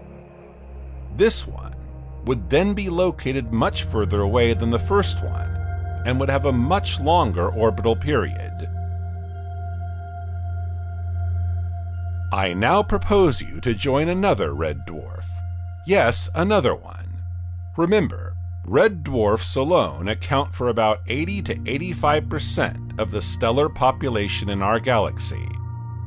But this star should be of great interest to you, as it is considered by the scientific community as the best star to search for potentially habitable exoplanets. Let's discover Gliese 887, also known as Lacaille 9352. It takes the 12th place in the list of stellar systems closest to the Sun. Located in the constellation of Southern Pisces, 10.7 light-years from our Earth, it appears to be the brightest red dwarf in our sky and requires only a small telescope to be observed. Its luminosity is about 1% of that of the Sun. It is also the most massive of all red dwarfs, with nearly half a solar mass, at a distance of 6 parsecs from the Sun, or a little less than 20 light-years. But what makes this star even more exceptional is its low photometric variability, which makes it a quiet red dwarf like no other. Unlike its companions, Gliese 887 is less magnetically active and does not seem to ignite by triggering huge explosions or stellar eruptions. In other words, if there are planets orbiting in its narrow habitable zone, we could well detect traces of life there, and even, why not, consider terraforming them when technology allows it. This is very good news. On the one hand, the inactivity of this star greatly facilitates the remote observation of any exoplanetary atmosphere. On the other hand, exoplanets orbiting Gliese 887, which have not undergone many energetic explosions, may have retained their original atmosphere. What if I were to reveal to you that at least 2 exoplanets have been identified near this star? The first, Gliese 887b, is a super-Earth of about 4 Earth masses. It orbits its star in 9.3 days. Unfortunately, the small distance between it and its host, a little over 10 million kilometers, or 6.2 million miles, means that the temperature is far too high for water to be present in a liquid state. The second, Gliese 887c, is also a super-Earth, whose mass is estimated at 7 times that of the Earth. It orbits the star in 21.8 days. Do not rejoice too quickly, because unfortunately, for it too, the conditions are not optimal for it to harbor any form of life. Although a little further away from the star than the first described super-Earth, it is only 17 million kilometers or 11 million miles away. Once again, it is too close, and therefore too hot to maintain water in a liquid state, the temperature of its atmosphere having to reach at least 70 degrees Celsius or 158 degrees Fahrenheit. However, any hope of finding an exoplanet in the habitable zone of Gliese 887 is not abandoned. Moreover, a candidate planet has been located in the habitable zone of this planetary system. Named Gliese 887d, this super-Earth of 8 Earth masses orbits its star in 50 days. Contrary to the two previous planets, it could therefore experience temperate temperatures and could therefore be well suited to the development of life. Another planetary system, also a little less than 11 light-years away, is located in the zodiacal constellation of Virgo. Let us now approach Ross 128, also named Gliese 447, the 13th closest star system to our Sun.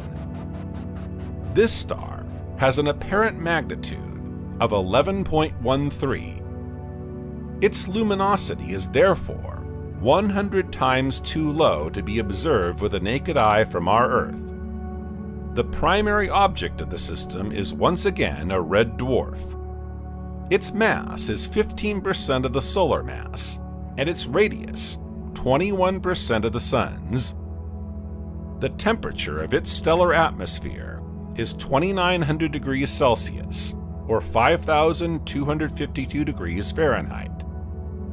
Most of the energy radiated by the star is visible only in the infrared, with a luminosity 33,000 times lower than that of the Sun. As a result, it is of spectral type M4V, hence its typical cold orange-red color. Twice as old as our Sun, this star has been shining for over 9.4 billion years. Despite an entirely convective activity and a rotation speed considered slow, this flare star seems to have a long-term stellar activity cycle. As mentioned earlier, Ross 128 is part of a system. It hosts an exoplanet.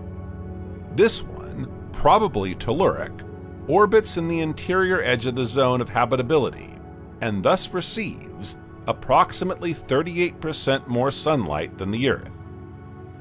The planet Ross 128b is therefore potentially habitable. It is, after Proxima Centauri b, the second closest exoplanet to our solar system to enter this coveted category of cosmic objects. Let's see what this satellite looks like. Slightly more massive than Proxima Centauri b, Ross 128b contains at least 1.35 times the mass of the Earth. According to its hypothetical composition, if it is composed only of pure iron, it could have a diameter equivalent to half that of our Earth. According to the opposite hypothesis, if it is only composed of hydrogen and helium, it could then measure 3 times the size of the Earth.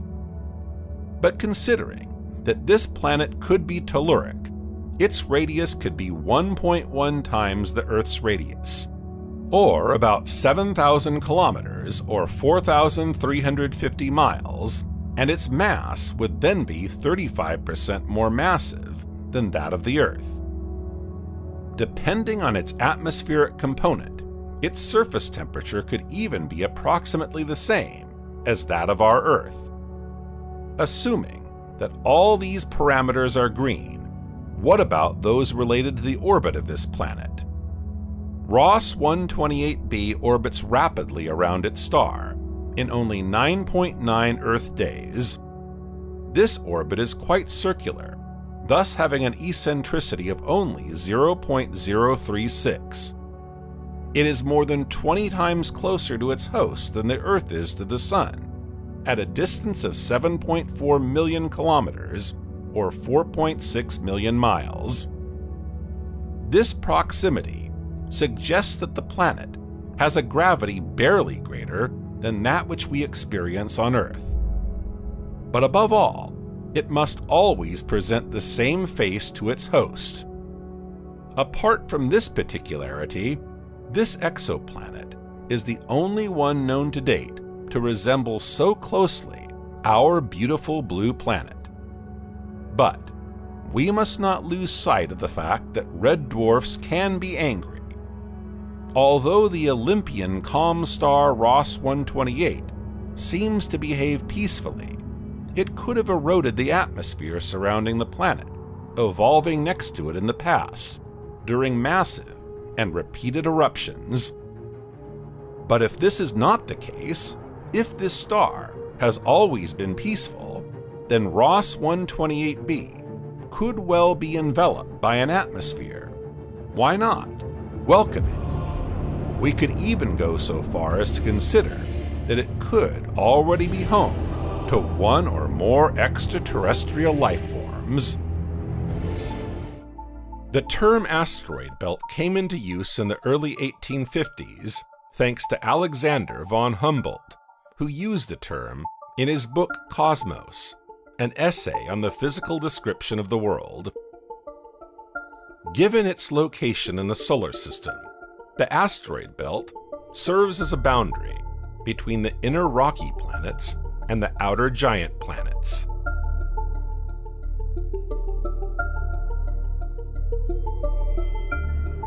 It is curious to note that even though the term asteroid is over 200 years old, it has not yet been formally defined by the International Astronomical Union or any other scientific organization. Previously, the term minor planets was used as a synonym for the word asteroid. However, after the International Astronomical Union first defined the term planet in 2006, the term minor planet was officially withdrawn, and it was replaced by the category small bodies of the solar system, which includes all irregularly shaped bodies that revolve around the Sun and are not planets, dwarf planets, or their moons. At the 2006 International Astronomical Union meeting, another important event took place. Ceres was reclassified as a dwarf planet. Thus, from a formal point of view, the largest asteroid in the solar system became Vesta. Although the word asteroid still has no official definition in astronomy, it generally refers to small bodies in the solar system that are not comets, i.e., they do not exhibit cometary activity in the form of coma and tail formation. But there is an important nuance to consider. Many comets have long since lost their volatile reserves, so it is quite difficult to distinguish them from asteroids. Often, these burned comets give more elongated orbits, but this is not always the case. There are several options for classifying asteroids. Depending on the orbital characteristics, they are combined into groups and families. Usually, the group is named after the first asteroid discovered in a given orbit. Groups are relatively loose formations, while families are denser, resulting from the destruction of large asteroids due to their collision with other objects. Another criterion can be used to classify asteroids, that based on their chemical composition and reflective surface characteristics or albedo. In the most simplified form, there are three main types of asteroids: carbonaceous, which have a very dark surface, silicate, and metallized. The first two categories represent about 75% and 17% of the total number of known asteroids, respectively. Recently, asteroids have had their own international celebration. In 2016, the United Nations General Assembly proclaimed June 30th as International Asteroid Day. The date was not chosen by chance. On June 30th, 1908, a celestial body exploded over Siberia. This incident, known as the Tunguska event, is still the subject of scientific debate about the nature of this celestial object. Today, on this International Day, events are held around the world to inform the public about the danger of asteroids and possible methods to prevent asteroid collisions with the Earth.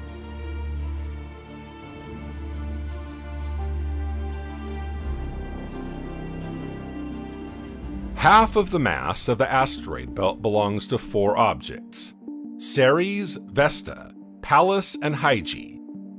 The total mass of the asteroid belt is about 4% of that of the Moon.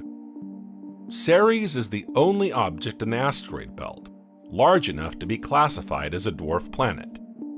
It has a diameter of about 950 kilometers or 590 miles, while Vesta, Pallas, and Hygiea have an average diameter of less than 600 kilometers or 370 miles. The majority of the other bodies are the size of a dust particle. More than 200 asteroids are known to exceed 100 kilometers or 60 miles, and a study at infrared wavelengths has shown that the asteroid belt contains between 700,000 and 1.7 million asteroids with a diameter of 1 kilometer or more. The temperature of the asteroid belt depends on the distance of its objects from the Sun. For dust particles within the belt, typical temperatures range from minus 73 degrees Celsius or minus 99 degrees Fahrenheit at 2.2 astronomical units to as low as minus 108 degrees Celsius or minus 162 degrees Fahrenheit at 3.2 astronomical units. However, due to rotation, the surface temperature of an asteroid can change by solar radiation.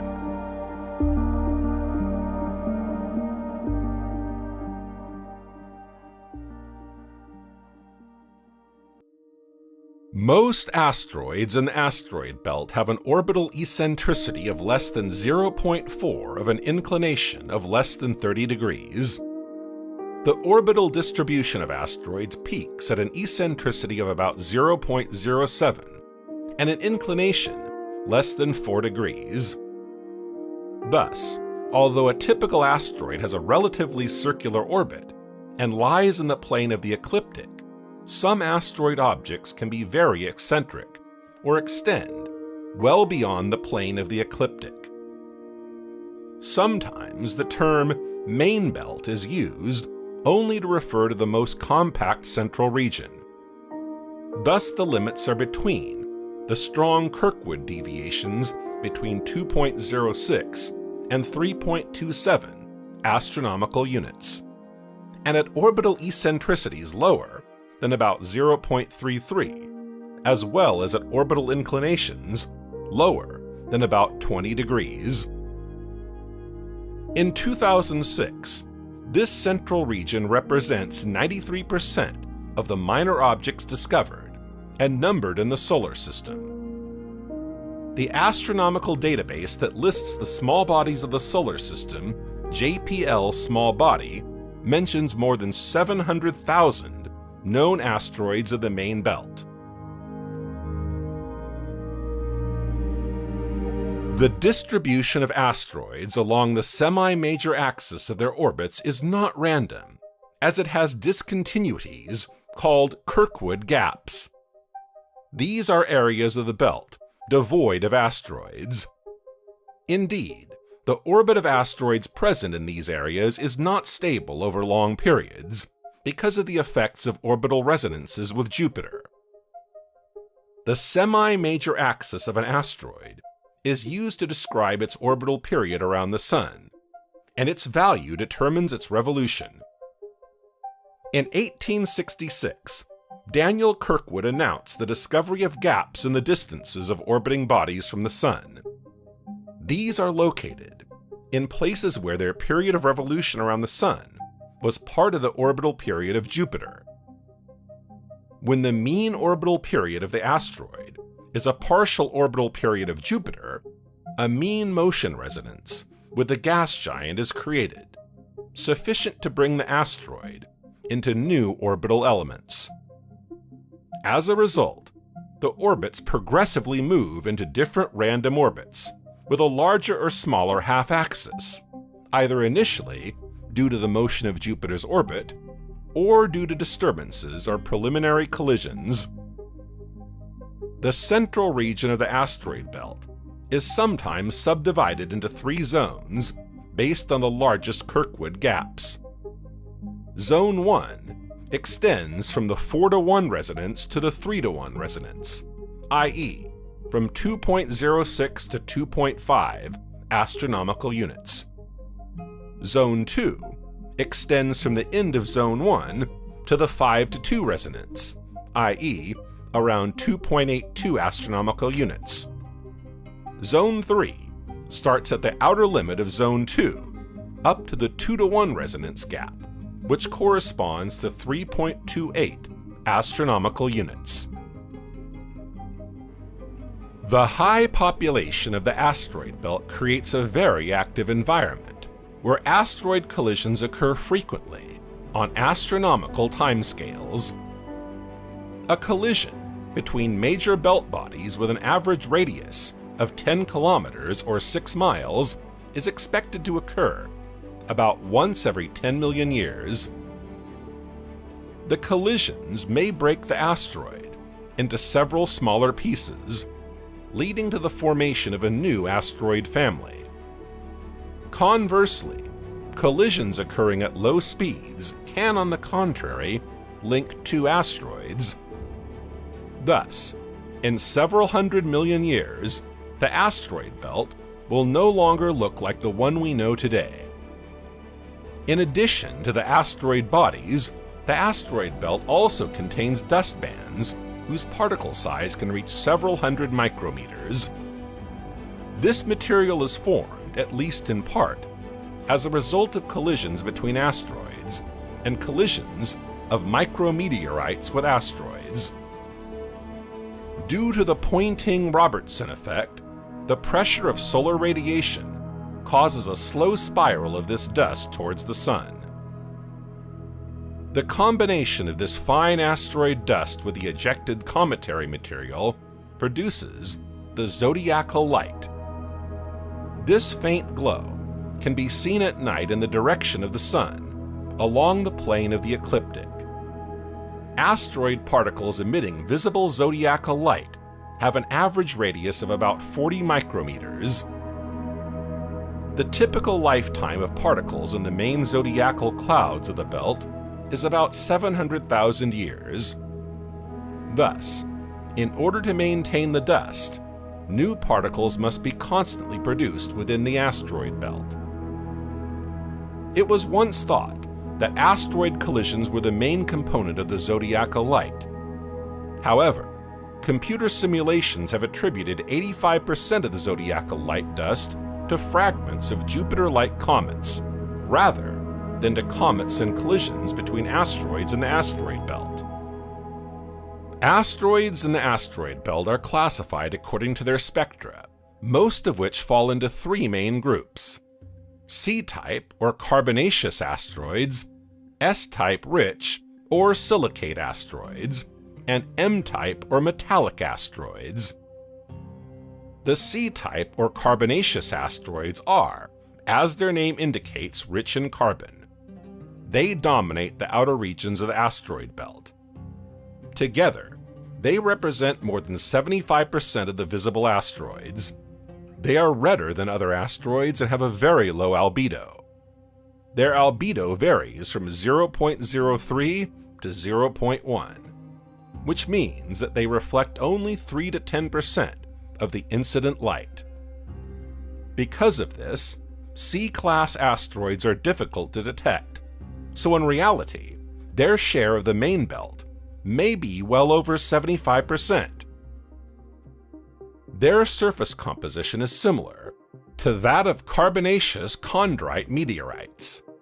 In chemical composition, their spectra correspond to the original composition of the primitive solar system, with the disappearance of the only lighter and volatile elements. In addition to carbon, these celestial bodies contain water, so they can be detected with observations in the infrared range. The largest asteroid of this class is Hygiea, whose diameter is estimated at 434 kilometers, or 270 miles.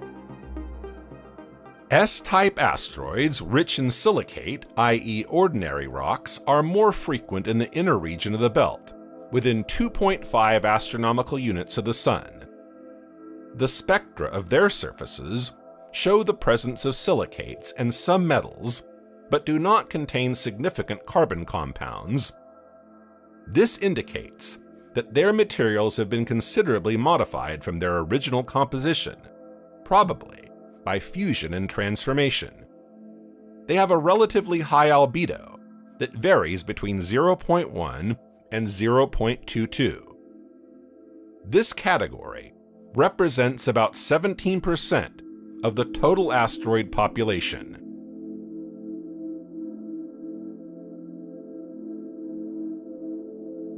The metal-rich M-type asteroids represent about 8% of the total population. They are mostly located in the center of the main belt.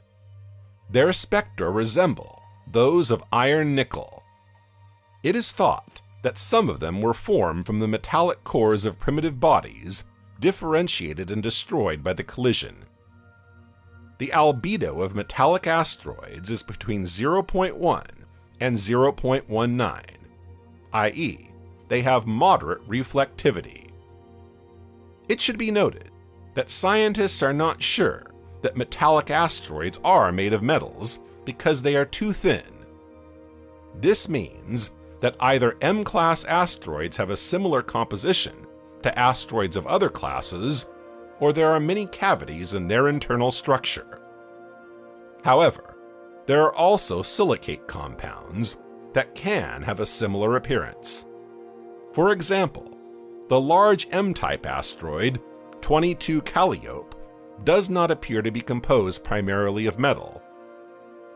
Within the asteroid belt, the distribution of M-type asteroids peaks at the semi-major axis, around 2.7 astronomical units. It is not yet clear whether all M-types have a similar composition, or whether this is a label for several varieties that do not fit into the main C and S classes. There are other rarer classes B, E, P, A, D, etc. Sometimes an asteroid cannot be strictly assigned to a single class. It is then considered to be of mixed type, which is indicated by two letters, for example, CG.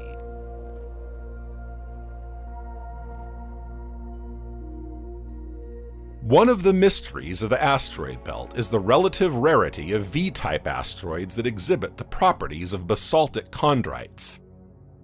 Theories of asteroid formation predict that objects the size of Vesta or larger should form crusts and mantles that would be composed primarily of basaltic rocks, so that more than half of all asteroids should be composed of basalt or olivine.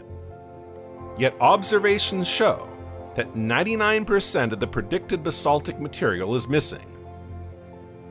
Until 2001, it was thought that most basaltic bodies found in the asteroid belt came from the asteroid Vesta, hence the name V-type.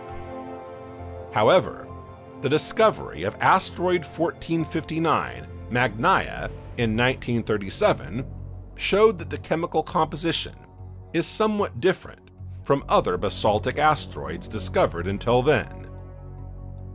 This hypothesis was reinforced by the new discovery in 2007 of two asteroids in the outer belt, 7472 Kumakari in 1992 and 10537 1991 RY16 in 1991. With different basaltic compositions that could not have come from Vesta.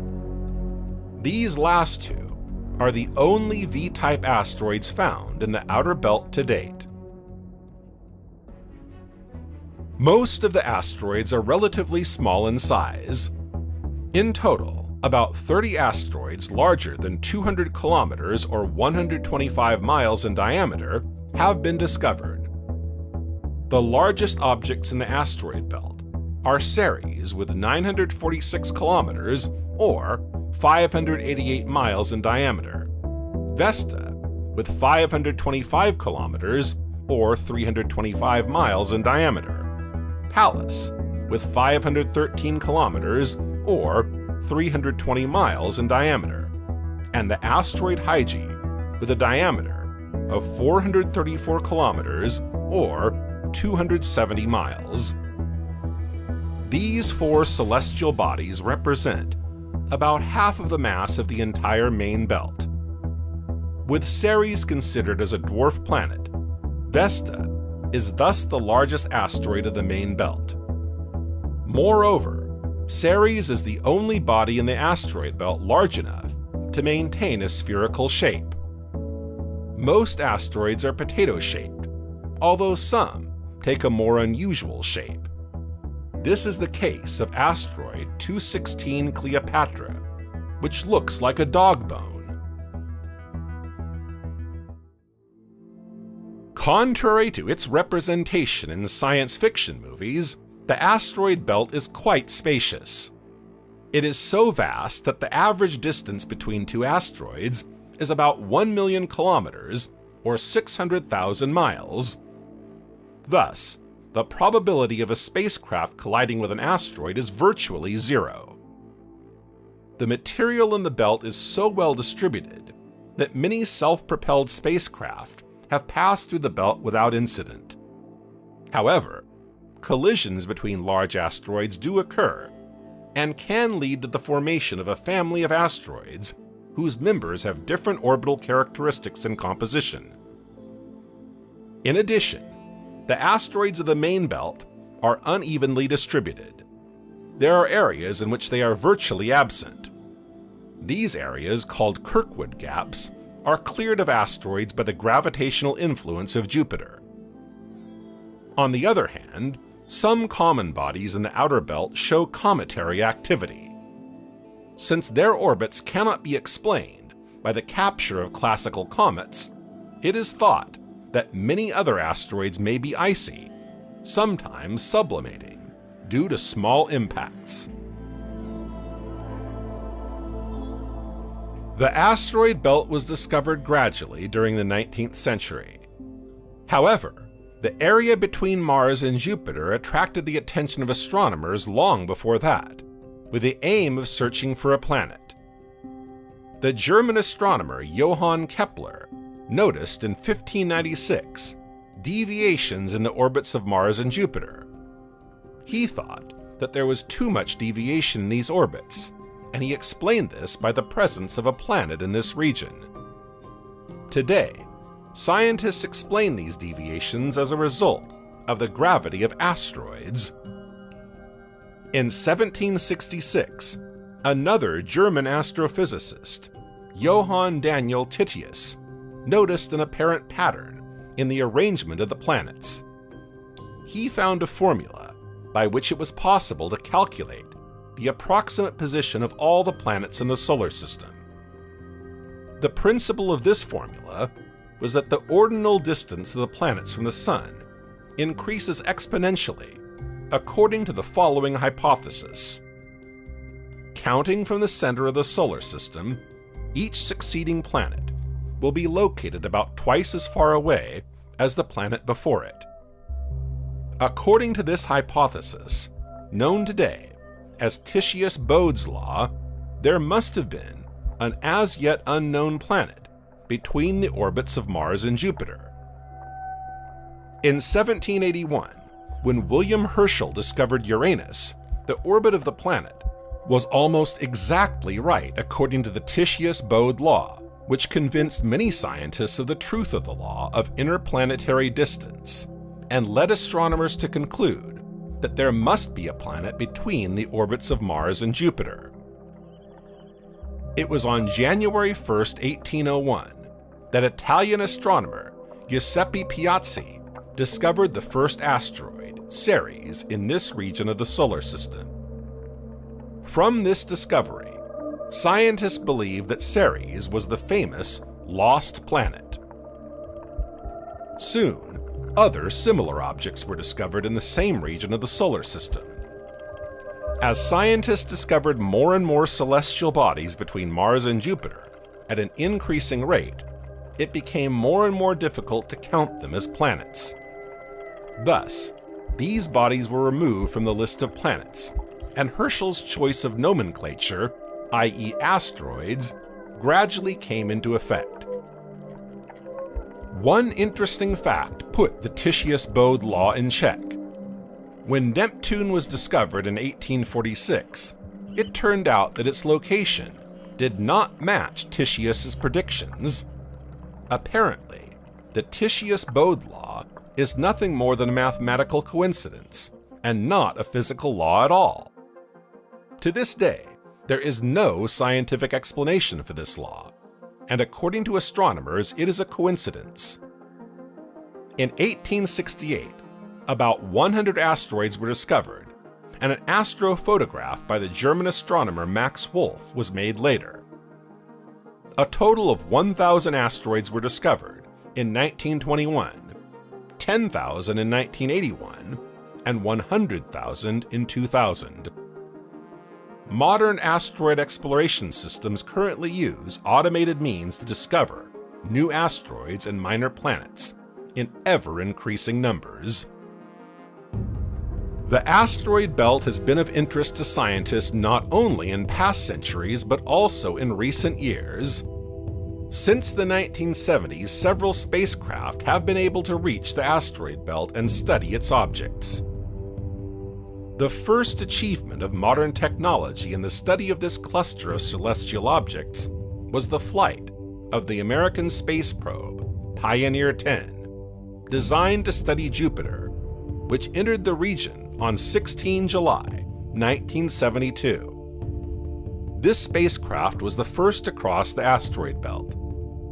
Since then, 9 other spacecraft have crossed the belt. At the time, it was feared that debris in the belt could pose a danger to a spacecraft, but 12 spacecraft have since crossed without incident. The Pioneer 11, Voyager 1 and 2, and Ulysses spacecraft have crossed the belt without obtaining images of asteroids. Other missions, including Galileo, Near Shoemaker, Cassini, New Horizons, and Rosetta, have photographed some asteroids. The Galileo spacecraft was the first spacecraft to take pictures of asteroids. It studied the S-type asteroids 951 Gaspra in 1991 and 243 Ida in 1993, and discovered for the first time an asteroidal moon of 1.4 kilometers in diameter, orbiting the asteroid 243 Ida. The space probe Near Shoemaker was launched in 1996, and in February 2000, it entered the orbit of asteroid 433 Eros.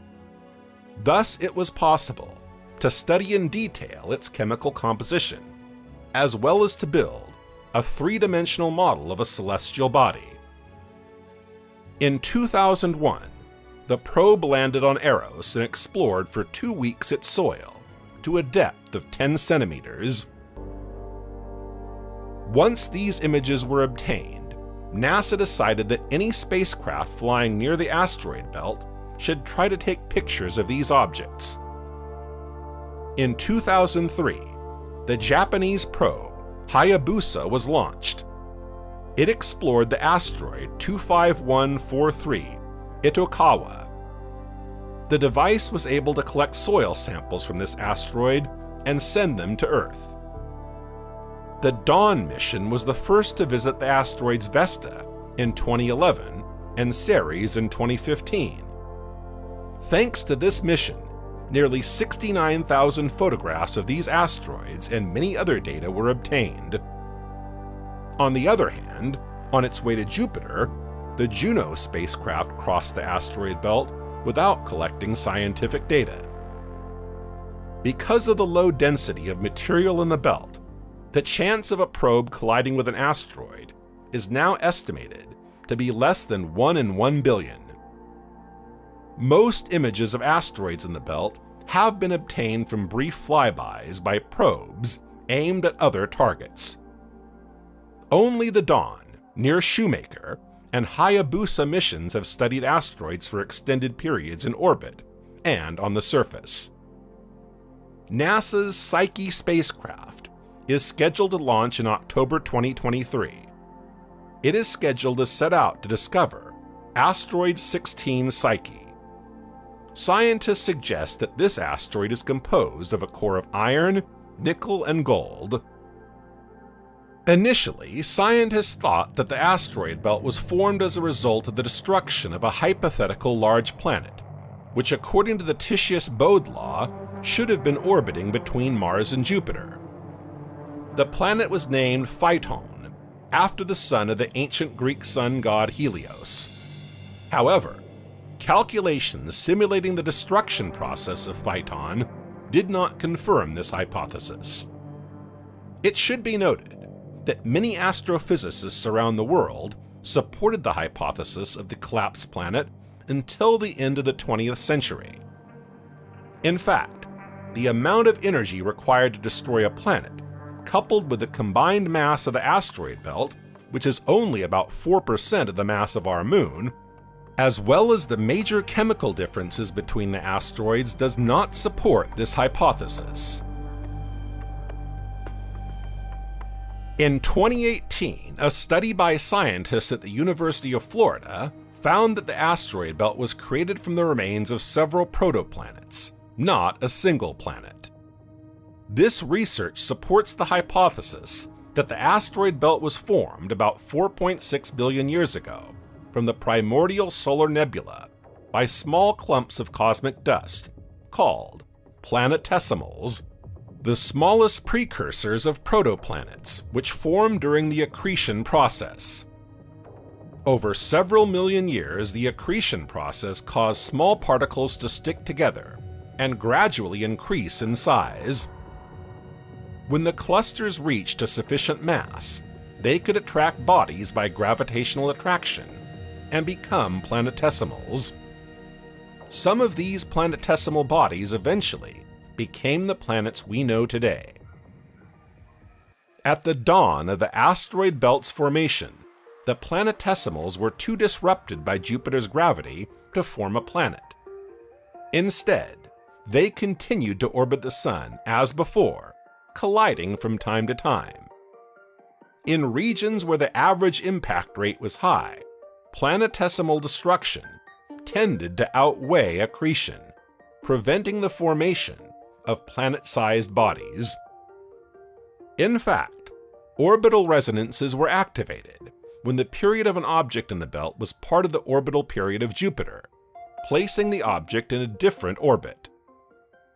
The region between the orbits of Mars and Jupiter creates many of these orbital resonances. Thus, the orbits of asteroids are violently perturbed whenever their period of revolution around the Sun forms an orbital resonance with Jupiter. At these orbital distances, a Kirkwood gap occurs when they move to other orbits. Recall that the Kirkwood gap represents the deviation in the distribution of the semi-major axes, or orbital periods of the orbits of the main belt asteroids. They correspond to the locations of the orbital resonances with Jupiter. In the region of the solar system between Mars and Jupiter, the gravital perturbations of Jupiter have endowed the planetesimals with too much orbital energy to be captured and agglomerated to form a planet, dynamically exciting these bodies and increasing their velocity relative to each other. The collisions became too violent, and instead of merging, the planetesimals and most of the protoplanets were reduced to small pieces. In the early days of the Earth's existence, asteroids underwent some degree of melting. Some asteroids may even have experienced periods of explosive volcanism and emitted magma. Nevertheless, because of their relatively small size, the melting period was necessarily short, compared to much larger planets, and generally ended within the first tens of millions of years of the solar system's formation. In August 2007, the study of zircon crystals in an Antarctic meteorite, believed to have come from Vesta, showed that it, and by extension the rest of the belt, formed quite rapidly, within 10 million years of the formation of the solar system. The current asteroid belt is thought to contain only a small fraction of the mass of the original belt. Computer simulations suggest that the primary asteroid belt could have had a mass equivalent to that of the Earth. Primarily due to gravitational disturbances, most of the material was ejected from the belt during the first million years of its formation, leaving less than 0.1% of its original mass. As a result, 99.9% of the original mass of the asteroid belt was lost during the first million years of the solar system's history. Some of the fragments ended up in the inner solar system, causing meteorite impacts on the inner planets. Since the formation of the belt, the size of the asteroids has remained relatively stable. They have not increased or decreased significantly. The 4-to-1 orbital resonance with Jupiter, at 2.06 astronomical units from the Sun, can be considered the inner limit of the asteroid belt. Jupiter's perturbations send deviating bodies into unstable orbits there. Most of the bodies formed within the radius of this space were captured by Mars, which has an aphelion of 1.67 astronomical units, or rejected by its gravitational disturbances early in the history of the solar system. When the asteroid belt first formed, the temperature at a distance of 2.7 astronomical units from the Sun formed a snow line below the freezing point of water. Therefore, planetesimals formed outside this radius were able to accumulate ice. In 2006, a group of researchers reported that a population of comets had been discovered in the asteroid belt beyond the ice line, which may have provided water to Earth's oceans. According to some models, the outgassing of water during the formation of the Earth was not sufficient to form the oceans. An external source, such as cometary bombardment, would have been necessary. Scientists have drawn attention to the heterogeneity of the composition of the asteroid belt. The silicate-type asteroids, similar in their properties and composition to the terrestrial planets, are located in the inner ring, and the carbon-type asteroids, on the contrary, approaching the composition of giant planets, are in the outer ring.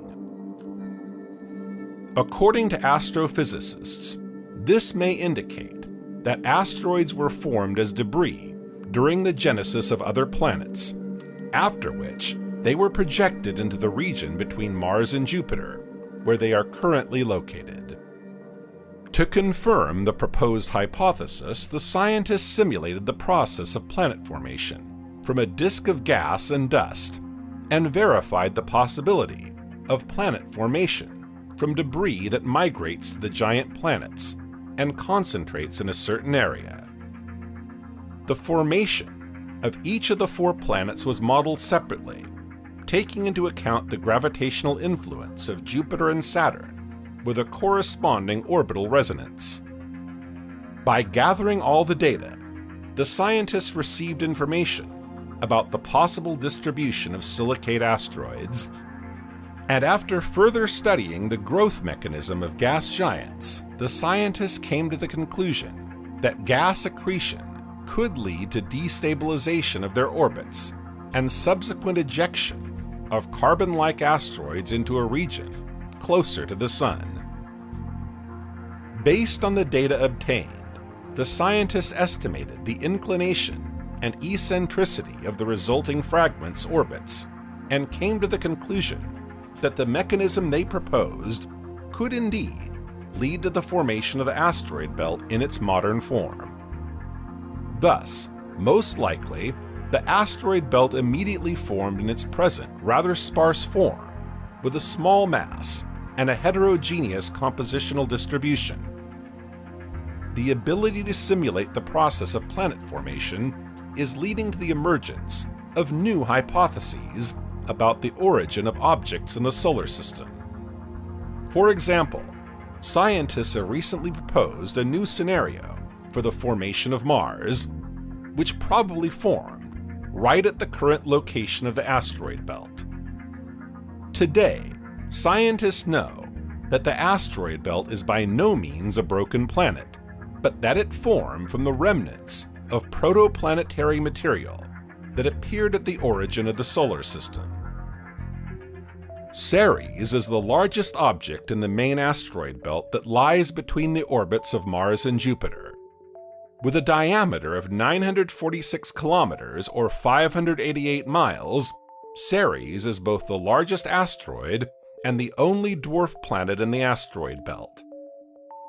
Ceres was the first asteroid discovered by Giuseppe Piazzi at the Palermo Astronomical Observatory on January 1, 1801. It was originally thought to be a planet, but was reclassified as an asteroid in the 1850s after the discovery of many other objects in similar orbits. The International Astronomical Union decided in 2006 to classify Ceres as a dwarf planet, alongside its primary status as an asteroid. Ceres is a surviving protoplanet, a sort of planetary embryo, formed 4.56 billion years ago. The only one preserved in the inner solar system, while the others have either merged to form telluric planets, broken up, or have been ejected from the solar system by Jupiter. Ceres formed as a centaur, a small body in the solar system, with either a perihelion or a semi-major axis between those of the outer planets, most likely between the orbits of Jupiter and Saturn, and was scattered in the asteroid belt when Jupiter migrated slightly inward from the solar system. Ceres follows an orbit between Mars and Jupiter, inside the asteroid belt and closer to the orbit of Mars, with an orbital period of 4.6 Earth years. Ceres is an orbital resonance of mean motion, close to 1:1, with the asteroid Pallas. But a real resonance between them is unlikely, because of their small masses compared to the large distances between the asteroids. Such relationships are rare. The rotation period of Ceres is 9 hours and 4 minutes. It has an axial tilt of 4 degrees. This is low enough that Ceres' polar regions contain permanently shaded craters, which should act as cold traps and accumulate water ice over time, as on the Moon and Mercury. Ceres is the only object in the asteroid belt that is surrounded by its own gravity, although Vesta and perhaps other asteroids have been in the past. Even at maximum brightness, it is too faint to be seen with the naked eye, except under extremely dark skies. Ceres has been classified as a C-type asteroid, and due to the presence of clay minerals as a G-type asteroid. Ceres represents about 1/3 of the total estimated mass of the asteroid belt, or 1.3% of the mass of the Moon. Its surface area is about the same as that of India. Modeling has shown that Ceres may have a small metallic core due to the partial differentiation of its stony fraction.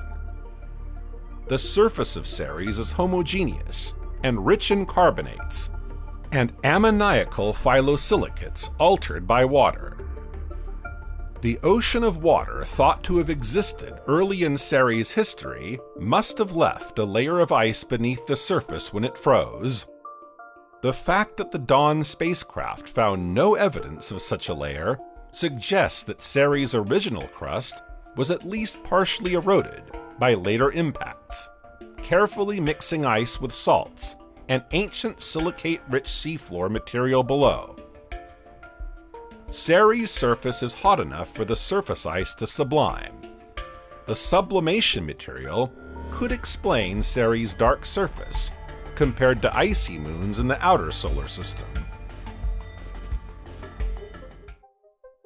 Studies by the Hubble Space Telescope indicate that graphite, sulfur, and sulfur dioxide are present on the surface of Ceres. The former is obviously the result of cosmic weathering of Ceres' ancient surfaces. The latter two are volatile and should either escape quickly or be deposited in cold traps, and are apparently associated with areas of recent geologic activity.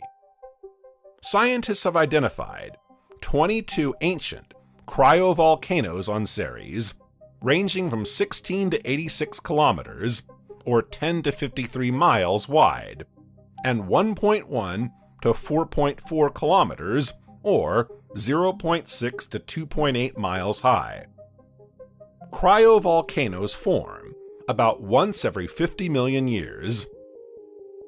In August 2020, NASA confirmed that Ceres is a water-rich body with a deep reservoir of brine, which leaks to the surface in various places, causing bright spots.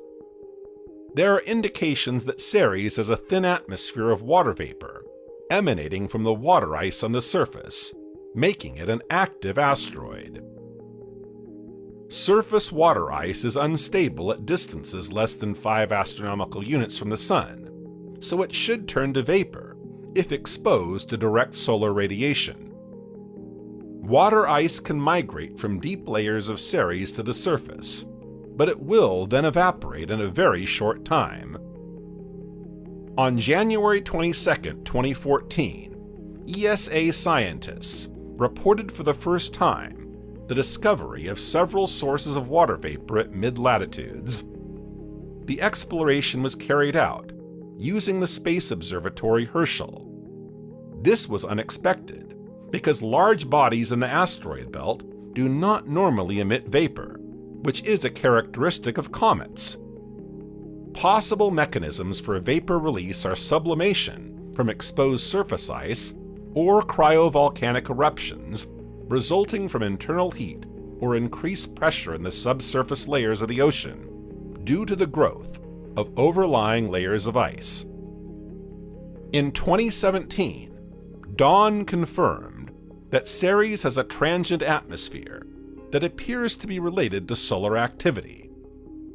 The ice on Ceres can sublimate when energetic particles from the Sun strike the ice inside the craters.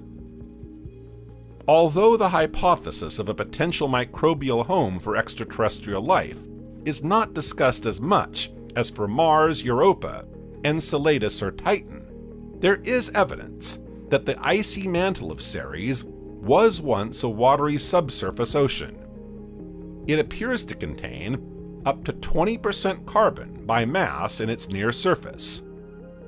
Indeed, carbon-rich compounds are intimately mixed with the products of rock-water interactions such as clays and can create conditions favorable for organic chemistry.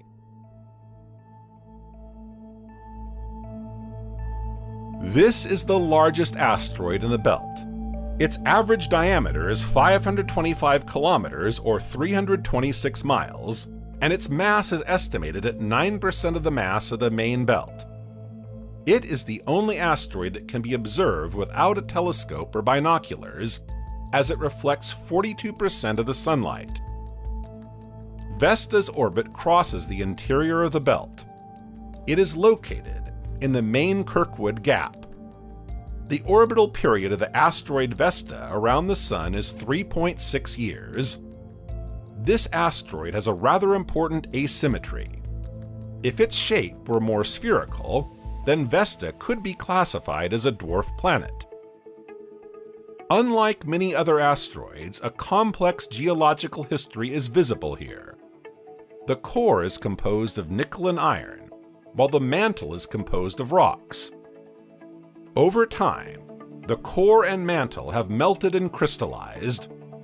These phenomena have resulted in a large amount of minerals.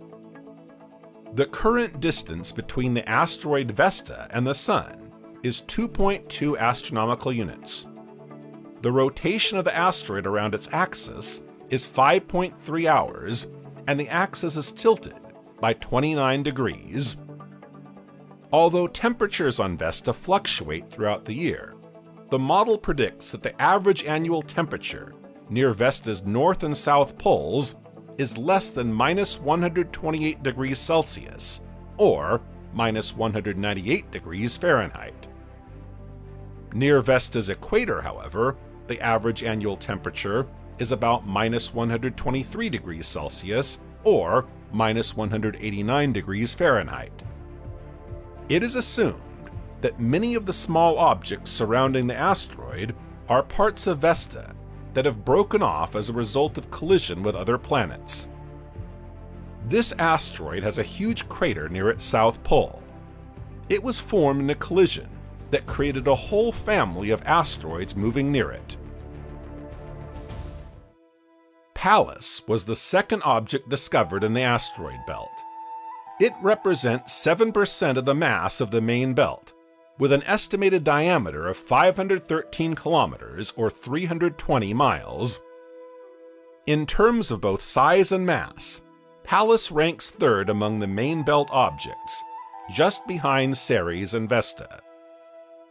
In 2006, Pallas was considered a candidate for the title of dwarf planet, but due to its shape, which is too different from the spherical shape, astronomers consider it unequivocally as an asteroid.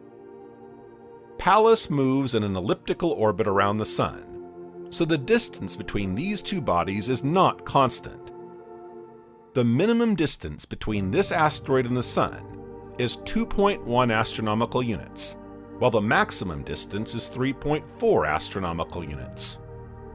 In addition, the revolution of Pallas around the Sun lasts 4.6 Earth years.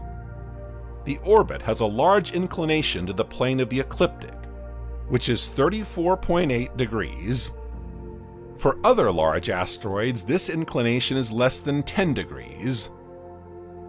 The asteroid also rotates on its own axis, making a revolution every 7.8 hours. The average speed of Pallas on its orbit is 17.6 kilometers per second, or 11 miles per second. There is a 1-to-1 resonance between Pallas and the dwarf planet Ceres. This means that their periods of revolution around the Sun coincide. The albedo of Pallas, i.e. the proportion of reflected light, is 15%. Such reflectivity, as well as its large size, make Pallas one of the brightest objects in the asteroid belt, but it cannot be seen with the naked eye. According to its spectrum, Pallas belongs to the carbon group asteroids, or C group. This means that Pallas is dominated by anhydrous silicates, sulfides, and magnetides. It also contains polymers. The asteroids of this class have a bluish spectrum, and they almost do not absorb light with a wavelength below 500 nanometers. There is a whole family of Pallas, that is to say, a group of asteroids which are probably fragments formed during the collision of Pallas with another celestial body. All the asteroids of this family belong to the same class, and their orbits are distinguished by a strong inclination. But none of these asteroids is a moon of Pallas. Little is known about the relief of Pallas today, since it is studied only with telescopes. Near the equator is a crater that was formed more than 1.7 billion years ago during a collision with a meteorite with a diameter of 40 kilometers or 25 miles. Due to the steep inclination of the orbit, greater than 34 degrees, Pallas is very difficult to explore with spacecraft. However, in 2024, the launch of the mission Psyche is planned, within which an auxiliary flight of the probe Athena towards Pallas is possible. It is the fourth largest asteroid, with an estimated diameter of 434 kilometers or 270 miles, and the 10th object discovered in the asteroid belt. For a long time, Hygiea was thought to have an irregular shape. Only observations in 2017 showed that in fact, the asteroid's shape is close to spherical. This means that one day, Hygiea could be recognized as a dwarf planet. It represents 3% of the mass of the entire belt. The average surface temperature of Hygiea is minus 109 degrees Celsius, or minus 164 degrees Fahrenheit. It is an asteroid with an albedo of 0.07, so its surface is very dark, reflecting only 7% of the sunlight that falls on it. The darkness of Hygiea's surface is due to the fact that it belongs to the so-called C-class asteroids, in which carbon predominates. Moreover, Hygiea is the largest representative of this class. The chemical composition of these asteroids is close to that of the chondrite meteorites, which fall most often on the Earth. It is also assumed that the protoplanetary cloud had approximately the same composition, from which the planets of the solar system were formed 4.5 billion years ago. Hygiea, like the other asteroids, has an elliptical orbit. The maximum distance between this asteroid and the Sun is 3.5 astronomical units, while the minimum distance is 2.77 astronomical units. Hygiea takes 5.5 years to complete one revolution around the Sun. The orbit of the asteroid has a slight inclination to the plane of the ecliptic, equal to only 3.8 degrees. It is only in 2018 that scientists have managed to estimate the period of revolution of Hygiea around its own axis. It is equal to 13.8 hours. In his case, the direction of rotation could not be determined reliably. Calculations show that the orbit of Hygiea is unstable, so it will change chaotically due to the effect of the gravity of Jupiter and Saturn on the asteroid. It also has its own family of asteroids formed by the collision of Hygiea with another celestial object. Computer simulations show that during this collision, Hygiea was completely destroyed, but over time, most of the fragments reconnected to each other under the influence of gravity. It is not surprising that asteroids can collide with the Earth, and if this had not happened very often in the past, we probably would not exist today, because most of the water on our planet came from asteroids and comets. Planets form from a large disk of gas and dust. The inner regions of this disk are close to the star and are usually very hot. Water and other volatile substances evaporate from them. Thus, the disk appears to be dry inside, and it is in these inner regions that Earth-like planets form. So by default, there should be relatively little water. The same thing happened with our Earth. The water or water vapor involved in its formation slowly rose to the surface over time as a result of volcanism. But this was clearly not enough. Most asteroids form behind the so-called ice line. The ice line is an isothermal line that represents the limit beyond which it is cold enough for water in the form of ice to be part of the celestial bodies that form from the protoplanetary disk. In our solar system, the ice line crosses the asteroid belt between the orbits of Mars and Jupiter. This is why most asteroids contain a lot of frozen water. These asteroids often collided with the Earth in ancient geological times. This is how a large amount of water arrived on our planet.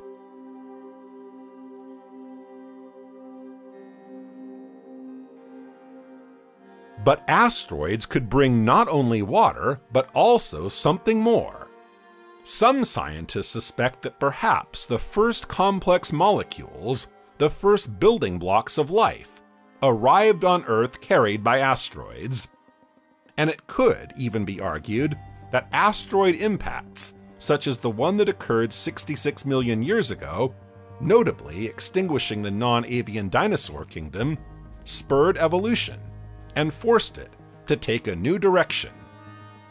Without the collision that took place 66 million years ago, mammals, and therefore humans, would certainly not have become the dominant class on this planet. Therefore, it is fair to say that asteroids are an important factor in the emergence of terrestrial life.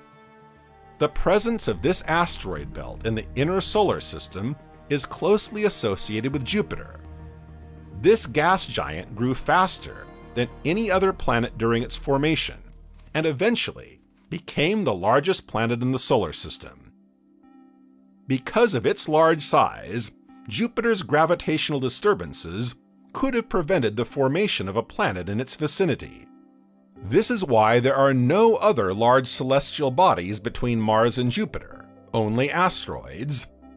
If Jupiter had formed farther from the Sun, the asteroid belt would have been farther away as well, like the Kuiper belt, and the asteroids would have had little chance of colliding with the Earth. If Jupiter had been closer to the Sun, the region would have been warmer, and the asteroids would not have contained ice. Another very interesting fact is the motion of Jupiter around the Sun. In fact, its path of motion has been constantly changing. Astronomers call this phase of the solar system's development planetary migration. When Jupiter migrated, it slightly touched the asteroid belt. Thus, many asteroids were expelled from the solar system, or were destroyed. This event has its importance, since it signs the beginning of the Great Late Bombardment. Its estimated duration is 50 to 150 million years, centered on 3.9 billion years. The rate of bombardment is estimated to be 20,000 times that currently observed on Earth, which corresponds, for example, to an impact of an object of more than 1 kilometer every 20 years, allowing a water supply. Thus we see that the solar system needed not only a large planet that forms in the right place, beyond the ice line, but also a planet that could migrate in the right direction. Astronomers don't yet know enough details about other planetary systems to know if the situation there is similar to ours, but the current data are not very encouraging. However, scientists have the opportunity to analyze the available data and find out how many large exoplanets are in front of or behind their ice lines. Recently, research has shown that most exoplanets are not in the position needed to create the right asteroid belt. But the importance of these research results should not be exaggerated, since we are talking about planets close to their star that are not easy to detect. It is only when astronomers discover many more extrasolar planets that it will be possible to be more affirmative. And here again, the problem of migration arises.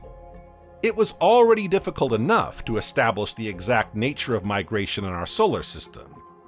This is even more difficult to do with extrasolar planetary systems. However, if we want to study the dynamics of planetary motion with sufficient precision, we must look into this question. It is very interesting to observe how complex the interactions of the components of the planetary system can be. Small rocks, interplanetary dust particles, comets, and everything else also play an important role. All the bodies influence each other, and all of them have allowed life to appear on our planet. Many craters on the surface of the Moon, Mercury, and other solar system bodies are often used to illustrate the danger that asteroids represent for the Earth. However, it should be remembered that the vast majority of these craters were formed during the late bombardment period. On the surface of the Earth, thanks to modern technologies, including the analysis of satellite images, it is possible to detect traces of collisions with asteroids, which belong to much later periods in the evolution of the solar system. The largest and oldest known crater is the Vredefort Dome, which is located in South Africa. Its diameter is about 250 kilometers or 155 miles. Its age is estimated at 2 billion years. The Chicxulub crater on the coast of the Yucatan Peninsula in Mexico was formed after an asteroid impact 66 million years ago, equivalent to the energy of an explosion of 100 teratons of TNT. With a period of high volcanic activity, this event signed the famous extinction of the non-avian dinosaurs, causing tsunamis, earthquakes, and climate changes due to the layer of dust formed in the atmosphere that obscured the sun. One of the most recent craters is the meteor crater from a large iron asteroid of 30 to 50 meters in diameter that hit the Colorado Plateau in northern Arizona with a mass of several 100,000 tons 49,000 years ago. In total, there are now about 170 impact craters formed by falling celestial bodies. The event near Chelyabinsk in Siberia attracted the most attention when on February 15, 2013, an asteroid entered the atmosphere in this area, which was estimated to be about 17 meters or 55 feet in size and 13,000 tons in mass. It exploded in the air at an altitude of 20 kilometers or 12 miles, its largest part weighing 600 kilograms, or 370 miles, fell into Lake Chebarkul. The energy of the explosion was equivalent to 0.5 megatons of TNT, which corresponds to 30 bombs dropped on Hiroshima. The Chelyabinsk asteroid became the most detailed event of this magnitude after the explosion of the Tunguska meteorite on June 30, 1908. According to modern estimates, the fall of celestial bodies, such as Chelyabinsk, in the world occurs about once every 100 years. As for the Tunguska event, trees were burned over an area with a diameter of 50 kilometers or 30 miles. Such disasters occur about once every 300 years. Asteroids can pose a threat to life on Earth, but they are also a valuable source of resources for making fuel or water to facilitate deep space exploration. In addition, one of the main reasons for the scientific interest in asteroids is the possibility of having relatively unchanged remnants of the solar system formation process from 4.6 billion years ago.